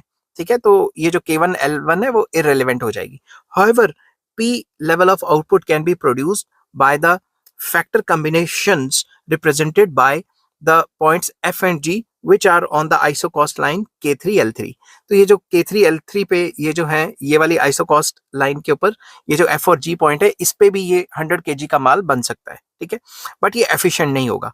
Alternatively the producer can attain the P level of output by the factor combination represented by the point E which is on the isocost line K2 L2. तो ऑल्टरनेटिवली ई पॉइंट पे भी बना सकता है जिसपे K2L2 आइसोकॉन्ट बन जाएगी, ठीक है। Since the isocost line K2L2 is closer to the origin as compared to the isocost line K3L3, it represents the relatively lower cost. तो अगर मैं K3L3 की बात करूं तो वो थोड़ा फार्दर है तो कॉस्ट ज्यादा रहेगी। ये जो K2L2 है ये थोड़ी नीचे रहेगी, और ये अगर नीचे है तो ये हमें ये दिखाती है कि भाई कॉस्टिंग कम है, ठीक है। मैंने यहाँ शायद क्या पढ़ा है, मैं फिर से पढ़ देता हूँ कि since the isocost line K2L2 जो है वो क्लोजर है ओरिजिन के, इसलिए उसकी कॉस्टिंग कम होगी, यही बात थी, ठीक है। Therefore by moving either from F to E or from G to E, the producer attains the same level of output at a lower cost. अगर आप F पॉइंट पे हो, मान लो प्रोड्यूसर पहले F पॉइंट पे है, तो F पॉइंट से अगर वो E पॉइंट पे आ जाता है तो भी वो लोअर कॉस्ट कॉम्बिनेशन पे आ जाएगा, और अगर वो G पॉइंट पे है, G पॉइंट से भी E पॉइंट पे आ जाता है। तो मैंने पहले क्या बोला मैं भूल गया, फिर से बोल जाता हूँ। अगर F पॉइंट से E पॉइंट पे आ जाता है या G पॉइंट से E पॉइंट पे आ जाता है, दोनों केस में वो लीस्ट कॉस्ट कॉम्बिनेशन पे आ जाएगा क्योंकि E point lower isocost line पे मौजूद है, ठीक है।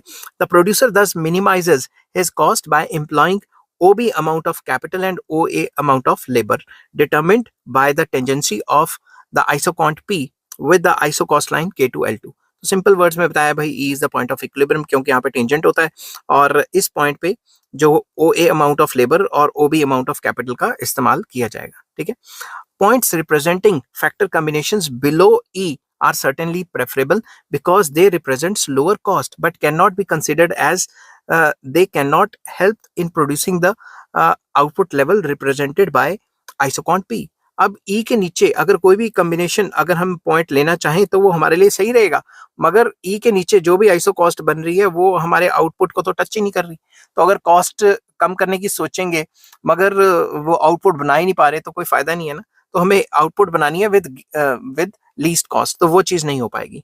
Points above E point represents higher cost, अगर ई पॉइंट से ऊपर जाए वो ज्यादा कॉस्ट दिखाने लग जाएगी। Hence point E denotes the least cost combination of the factors that is labour and capital for producing the output shown by isoquant P. Hence हम कंक्लूड करते हैं इसको, तो ऑप्टिमल कॉम्बिनेशन या optimum combination of factors whether the producer seeks to maximize the output for a given cost or he wishes to minimize cost by a stipulated output is that where marginal rate of technical substitution of labor capital is equal to the ratio of the factor price, that is MRTS labor capital should be equal to W by R। तो W क्या है, price of labour, और R क्या है, price of capital. तो अगर ये condition satisfied होगी, सिंपल वर्ड्स में जो आइसो कॉस्ट है और जो आइसोकॉन्ट है वो टेंजेंट होगी, तो इक्विलिब्रियम आ जाएगा।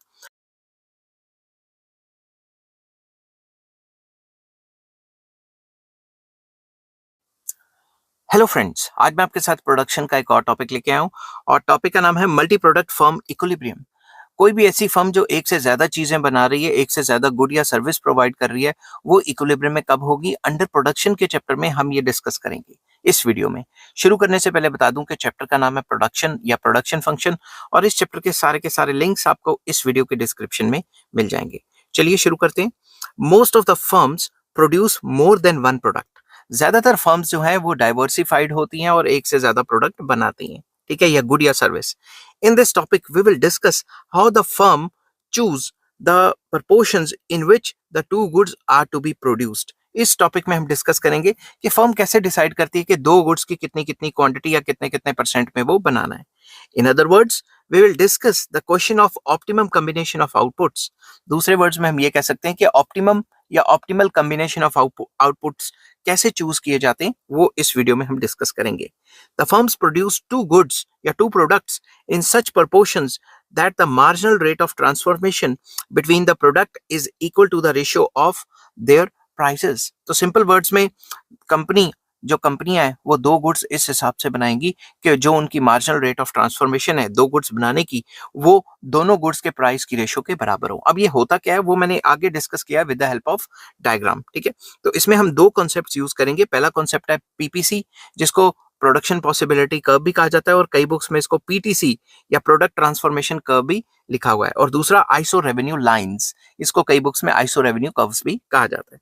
तो चलिए शुरू करते हैं। सबसे पहले प्रोडक्शन पॉसिबिलिटी कर्व। आपको तो ये पता ही है, प्रोडक्शन पॉसिबिलिटी कर्व एक ऐसी कर्व होती है जो डिफरेंट कॉम्बिनेशंस दिखाती है दो गुड्स के, जो कि बनाए जा सकते हैं with given resources and given technology. समझ गई बात? तो अगर हम गिवन रिसोर्सेज और गिवन टेक्नोलॉजी को अच्छे तरीके से इस्तेमाल करें, तो जो भी हमें पॉइंट्स मिलते हैं, उन दो गुड्स के डिफरेंट कॉम्बिनेशन के जो भी हमें पॉइंट्स मिलते हैं, उनको मिला दें तो हमें प्रोडक्शन पॉसिबिलिटी कर्व मिल जाती है। तो उसको थोड़ा सा मैंने एक्सप्लेन किया हुआ है। Let us now consider a firm which produces commodities X and Y। तो दो गुड्स बना रही है X and Y। The firms resources जैसे कि plant, machinery and labour are given. ये सारे के सारे रिसोर्सेज गिवन है। With the given quantity of these inputs, firms can produce commodities X and Y in different proportions because if more of X is produced, less of X can be produced and in case more of Y is produced, less of X has to be produce. Simple words में हमारे resources जो है वो given है। अगर हम एक ज्यादा बनाते हैं तो दूसरे को कम करना ही पड़ेगा। समझिए बात, अगर एक्स ज्यादा बनाते हैं तो वाई को सेक्रीफाइस करना पड़ेगा, और अगर वाई ज्यादा बनाते हैं तो एक्स को सेक्रीफाइस करना पड़ेगा। With the given resources it is not possible to produce both the products in large quantity with technology remaining unchanged. जो रिसोर्सेज हमारे पास गिवन है, इन गिवन रिसोर्सेज और गिवन टेक्नोलॉजी से हम दोनों के दोनों गुड के ज्यादा क्वांटिटी नहीं बना सकते। अगर एक गुड की क्वांटिटी बढ़ाएंगे तो दूसरे गुड की क्वांटिटी अपने आप कम होगी। Let us now consider a given table जिसमें मैंने बताया हुआ पॉसिबिलिटीज एबीसीडी। एक्स गुड है 100, अगर एक्स गुड जीरो क्वांटिटी या जीरो यूनिट्स प्रोड्यूस कर रहे हैं तो वाई गुड कितना प्रोड्यूस कर रहे हैं 600। ठीक है, तो वो ये वाला पॉइंट हो गया कि वाई एक्सिस पे वाई गुड, एक्स एक्सिस पे एक्स गुड।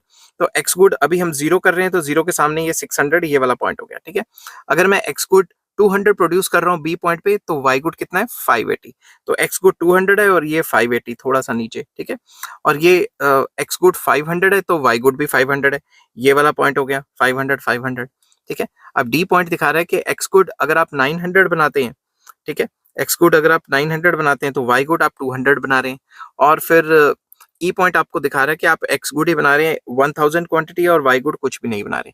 तो इन सारे पॉइंट्स को मिला के जो कर्व बनेगी वो प्रोडक्शन पॉसिबिलिटी कर्व बनेगी, जिसको प्रोडक्ट ट्रांसफॉर्मेशन कर्व भी कहा जाता है। तो थोड़ा सा इसको एक्सप्लेन करते हैं क्योंकि पेपर में एक्सप्लेनेशन लिखनी बहुत जरूरी है। The data of the table has been used to show monthly production possibilities of a firm in the following figure. तो ये डाटा ये दिखाता है कि मंथली जो प्रोडक्शन पॉसिबिलिटी फिगर्स हैं एक्स गुड और वाई गुड की, जो with the help of figure भी एक्सप्लेन करने की कोशिश की हुई है।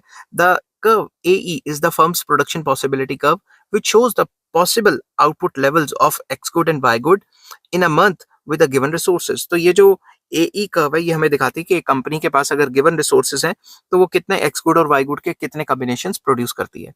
Point B, C and D on the curve corresponds with production possibilities B, C and D in the above table. ये जो मैंने बी, सी और डी ये जो पॉइंट्स बनाए हैं ये यही वाले बनाए हैं, ये जो टेबल में बनाए हुए हैं ये बताते हैं दो गुड्स के अलग अलग combination. For each quantity of resources the firm has a different production possibility curve. ठीक है, डिफरेंट प्रोडक्शन पॉसिबिलिटी होनी चाहिए। अगर कंपनी के रिसोर्सेज चेंज हो जाते हैं, for each quantity of resources, अगर रिसोर्सेज बढ़ जाते हैं तो ये इस साइड शिफ्ट हो जाएगी, कम हो जाते हैं इस साइड शिफ्ट हो जाएगी। तो अलग अलग रिसोर्सेज के अलग अलग प्रोडक्शन पॉसिबिलिटी कर्व होंगे।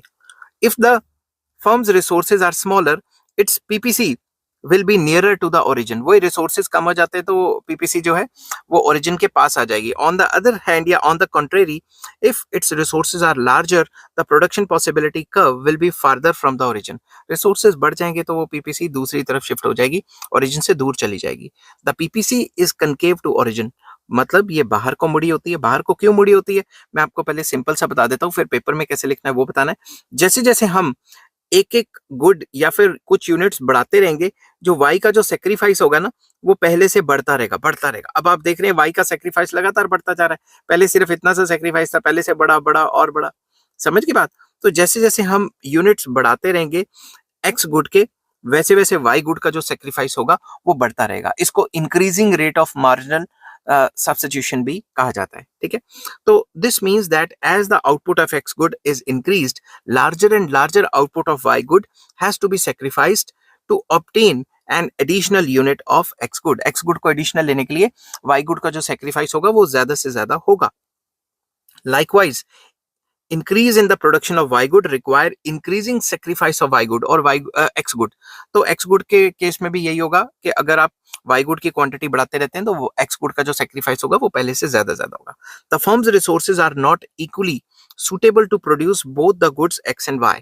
तो दोनों गुड्स में ये जरूरी नहीं है कि इक्वल इक्वल डिस्ट्रीब्यूशन होगा, किसी में ज्यादा भी हो सकता है, किसी में Y भी हो सकता है.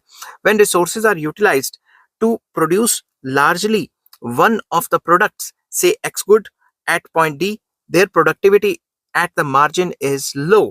The concavity of the curve in fact signifies the diminishing marginal rate of transformation. तो जैसा कि मैंने कहा था इसका रेट डिमिनिशिंग है, तो diminishing marginal rate of transformation है. मान लो आप ई पॉइंट पे हो जिसमें सिर्फ आप एक्स ही बना रहे हो, या फिर आप ए पॉइंट पे हो जिसमें आप सिर्फ वाई गुड बना रहे हो, तो इन पॉइंट्स पे जो मार्जिनल प्रोडक्टिविटी होगी फैक्टर्स की वो लो होगी, क्योंकि आपने सारे के सारे फैक्टर्स एक ही काम में लगा दिए, और डिमिनिशिंग मार्जिनल प्रोडक्टिविटी तो होती है. समझ की बात. तो ये चीज मैंने यहाँ पे एक्सप्लेन की है पीपीसी के रिलेटेड. अब मैं दूसरा कॉन्सेप्ट जो है आइसो रेवेन्यू लाइंस वो बताऊंगा. सबसे पहले मैं बता दूं ये जो आइसो है, आइसो का मतलब क्या होता है? आइसो का मतलब होता है इक्वल, रेवेन्यू का मतलब आमदनी. तो आइसो रेवेन्यू होता है इक्वल आमदनी या इक्वल रेवेन्यू. समझ की बात. तो इसमें पहले मैं आपको समझा देता हूँ. Iso revenue curve is like a budget line. ये डाउनवर्ड स्लोपिंग होता है, नेगेटिव स्लोप होता है. तो ये हमें बता रहा है different combinations of X good and Y good, जिनको बेच के आपको जो being producer same revenue earn होगा. ठीक है. तो सिंपल वर्ड्स में कह सकते हो it shows different combinations of two goods which generate same revenue. समझ की बात. तो अब इसको एक्सप्लेन करते हैं. The objective of the firm is usually to maximize its revenue from the sales of two products. दो प्रोडक्ट बेच के कंपनी यही चाहेगी ना उसका रेवेन्यू ज्यादा से ज्यादा हो. In order to realize this purpose, the firm has to take into account the prices of two products, that is X good and Y good. तो अपने रेवेन्यू को मैक्सिमाइज करने के लिए कंपनी को दो गुड्स जो भी वो बेचती है उसके जो प्राइसेस हैं उसको कंसिडर करना ही पड़ेगा. We now assume that the demand curve faced by the firm for both the products is perfectly elastic. कि जो डिमांड कर्व्स लेती है दोनों गुड्स के, जो गुड्स की डिमांड कर्व है वो परफेक्टली इलास्टिक है. ठीक है. This implies that the prices at which the firms sell its product remains unaffected by the quantities itself. Simple words में कि भाई जितना भी वो माल बेचेगी उसका प्राइसेस से कोई असरदार नहीं होगा, प्राइसेस जो है उसी तरीके से रहेंगे. ठीक है. तो अब ये मैंने एक्स एक्सिस पे एक्स गुड, वाई एक्सिस पे वाई गुड, ये आइसो रेवेन्यू लाइन बनाई हुई है जो हमें बताती है दो गुड्स के डिफरेंट कॉम्बिनेशन जिनको बेच के सेम रेवेन्यू कमाया जाएगा. ठीक है. आइसो रेवेन्यू लाइन, और इसकी जो स्लोप होती है वो होती है price of X divided by price of Y. ठीक है. अब इसको हम डिस्कस करते हैं. The revenues of a firm obtains by obtained, यहाँ obtained आना था, रुको 2 मिनट मैं यहाँ लिख देता हूँ. The revenues a firm obtains, नहीं obtains ही लिखो यहाँ पे. ठीक है. obtains by selling. वो कभी कभी वो जब मैच देखते हुए मैं कोई टॉपिक बना रहा होता हूँ तो फिर थोड़ा ऊपर नीचे हो जाता है. तो जो भी रेवेन्यू कंपनी obtain करती है दो गुड्स को बेच के, और वो रेवेन्यू अगर बराबर है दो डिफरेंट गुड्स के कॉम्बिनेशन का, तो उसे आइसो रेवेन्यू कहते हैं. वो तो मैंने पहले ही बताया था. The revenues a firm obtains by selling its both products are shown by iso revenue lines. इस लाइन से शो होता है. ठीक है. These are constructed exactly in the same manner as the iso cost line. तो iso cost line की तरह ही ये बनाए गए हैं. आइसो कॉस्ट में क्या होता था? Price of labour and price of capital होता था. तो वहां पे सेम कॉस्ट बनती थी, यहाँ सेम रेवेन्यू है. ठीक है. In the given figure AB is the ISO revenue line which indicates a certain level of revenue that the firm obtains by selling different quantity combinations of X good and Y good. तो ये जो ISO revenue line है इस पे कोई भी combination बेच लो revenue same रहेगा. फॉर एग्जाम्पल आपका रेवेन्यू रहता है 10,000 का. ठीक है. 10,000 रुपए का रेवेन्यू है, तो पूरी लाइन में डिफरेंट कॉम्बिनेशन बेचते रहोगे तो रेवेन्यू 10,000 ही मिलेगा, क्योंकि एक गुड ज्यादा बेच रहे हो तो दूसरा कम भी तो बेच रहे हो ना. ठीक है. The slope of the iso revenue line is price of X divided by price of Y, जैसा कि मैंने पहले बताया था. The position of an iso revenue line determines the amount of revenue. ये जो पोजीशन है यही बताती है रेवेन्यू क्या होगा. अगर यहाँ नीचे चली जाती है तो रेवेन्यू कम हो जाता है, अगर ये ऊपर शिफ्ट हो जाती है तो रेवेन्यू ज्यादा हो जाता है. ठीक है. The farther it lies from the origin the greater is the total revenue represented by the ISO revenue line. जितना पॉइंट ऑफ ओरिजिन से दूर होगी कर्व उतना रेवेन्यू ज्यादा होगा, और जितनी ये जो है पास होगी उतना रेवेन्यू कम होगा. समझ की बात. अब ये पीपीसी और ये जो आइसो रेवेन्यू लाइंस है, इसके बाद हम डिस्कस करेंगे ऑप्टिमम कॉम्बिनेशन ऑफ आउटपुट क्या होता है। मतलब फर्म को सबसे ज्यादा फायदा किस में है, प्रोड्यूसर को सबसे ज्यादा फायदा किस में है। पहले मैं आपको बेसिक लैंग्वेज में बताऊंगा, फिर पेपर में किस हिसाब से लिखना है उस हिसाब से बताऊंगा, ठीक है। तो ध्यान से समझना, ये प्रोडक्शन पॉसिबिलिटी लाइन है या कर्व है, प्रोडक्शन पॉसिबिलिटी कर्व पीआर, ठीक है। ये एक आइसो रेवेन्यू लाइन है, ये इस पे टेंजेंट कर रही है ई पॉइंट पे, ठीक है। ये एक और आइसो रेवेन्यू लाइन है, ये जो मैंने ग्रीन डॉटेड लाइन से निकाली हुई है। तो इक्विलिब्रियम हमेशा जो है टेंजेंट उसी पे होगा, क्योंकि अगर आप नीचे वाली लाइन देखेंगे आइसो रेवेन्यू लाइन, तो जितनी आइसो रेवेन्यू लाइन ऊपर होगी उतना रेवेन्यू ज्यादा अर्न करेगी ना। तो कंपनी विद अपने गिवन प्रोडक्शन रेवेन्यू को जहां मैक्सिमाइज करेगी वहीं इक्विलिब्रियम होगा। तो ई पॉइंट इक्विलिब्रियम का पॉइंट है। अगर इससे ऊपर निकल जाते हैं तो फिर रेवेन्यू जो है वो रेवेन्यू तो ज्यादा हो जाएगा, मगर हमारी प्रोडक्शन उतनी है ही नहीं कि उस रेवेन्यू को टच कर पाए, ठीक है। तो आपको पता ही है, अगर आप इस लेवल पे पढ़ रहे हैं तो सारा काम माइक्रो इकोनॉमिक्स में टेंजेंट पे आके खत्म हो जाता है। तो यहाँ कहते हैं कि आप अपने गिवन प्रोडक्शन को जैसे जैसे रेवेन्यू को मैक्सिमाइज करोगे तब तक मैक्सिमाइज कर सकते हो जब तक टेंजेंट नहीं होती। टेंजेंट पे ही आपका सेटिस्फैक्शन जो है सबसे ज्यादा होगा, क्योंकि टेंजेंट पे ही आप मैक्सिमम रेवेन्यू कमा पाओगे। समझ गए बात। अब इसको पेपर में कैसे लिखना है।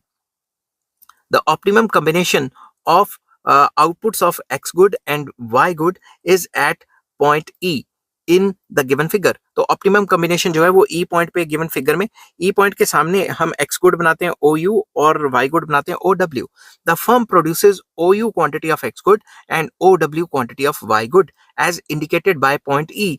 In producing these amounts of two commodities, the firm maximizes its total revenue because E is the only highest attainable ISO revenue line।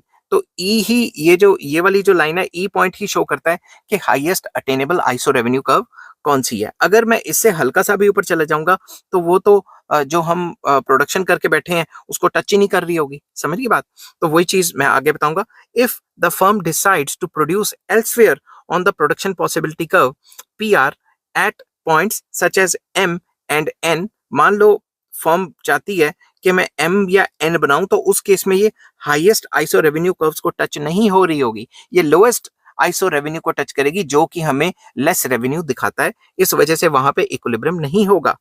It will be on the lower iso revenue line. The dashed मतलब dash कर करके जो बनाई हुई है, ये dash कर करके जो बनाई हुई है कर्व ग्रीन कलर की, dashed GH line in the above figure. ये लोअर है, ये लोअर है तो आइसो रेवेन्यू लोअर जितना जाओगे तो उतना कम रेवेन्यू होगा। समझ गए बात। At point E the iso revenue line JK is tangent to the production possibility curve PR। अगर ये जो आइसो रेवेन्यू लाइन JK है, ये जो प्रोडक्शन पॉसिबिलिटी कर्व या प्रोडक्शन पॉसिबिलिटी लाइन जो भी कह सकते हो, इसको ई पॉइंट पे काट रही है, तो वही पॉइंट ऑफ इक्विलिब्रियम होगा, क्योंकि मैक्सिमम आइसो रेवेन्यू हम वहीं तक रेवेन्यू बढ़ा सकते हैं अपना। आइसो रेवेन्यू मैक्सिमाइज जो है वो वहीं टच हो रही है। Therefore the slopes of production possibility curve and iso revenue lines are equal. तो बेसिकली जो प्रोडक्शन पॉसिबिलिटी कर्व है उसको marginal rate of transformation of X good for Y good कहा जाता है, और जो आइसो रेवेन्यू लाइन है उसकी स्लोप को px बाय py मतलब price of x divided by price of y कहा जाता है। तो वहीं पे इक्विलिब्रियम होगा। सिंपल वर्ड्स में जहां टेंजेंट हो जाएंगी दोनों कर्व्स की स्लोप, वहीं पे इक्विलिब्रियम होगा। अगर आप इससे ऊपर वाली आइसो रेवेन्यू बना देते हो तो उतनी तो हम प्रोडक्शन ही नहीं कर रहे, और अगर आप इससे नीचे वाली आइसो रेवेन्यू पे क्लिक करते हो तो वहां इक्विलिब्रियम इसलिए नहीं है क्योंकि उससे हायर आइसो रेवेन्यू को अटेन किया जा सकता है। समझ की बात। तो ई पॉइंट ऑप्टिमम पॉइंट होगा जिसपे OU units of X good and OW units of Y good बनाएगी फर्म, और मैक्सिमम सेटिस्फैक्शन या इक्विलिब्रियम पे होगी।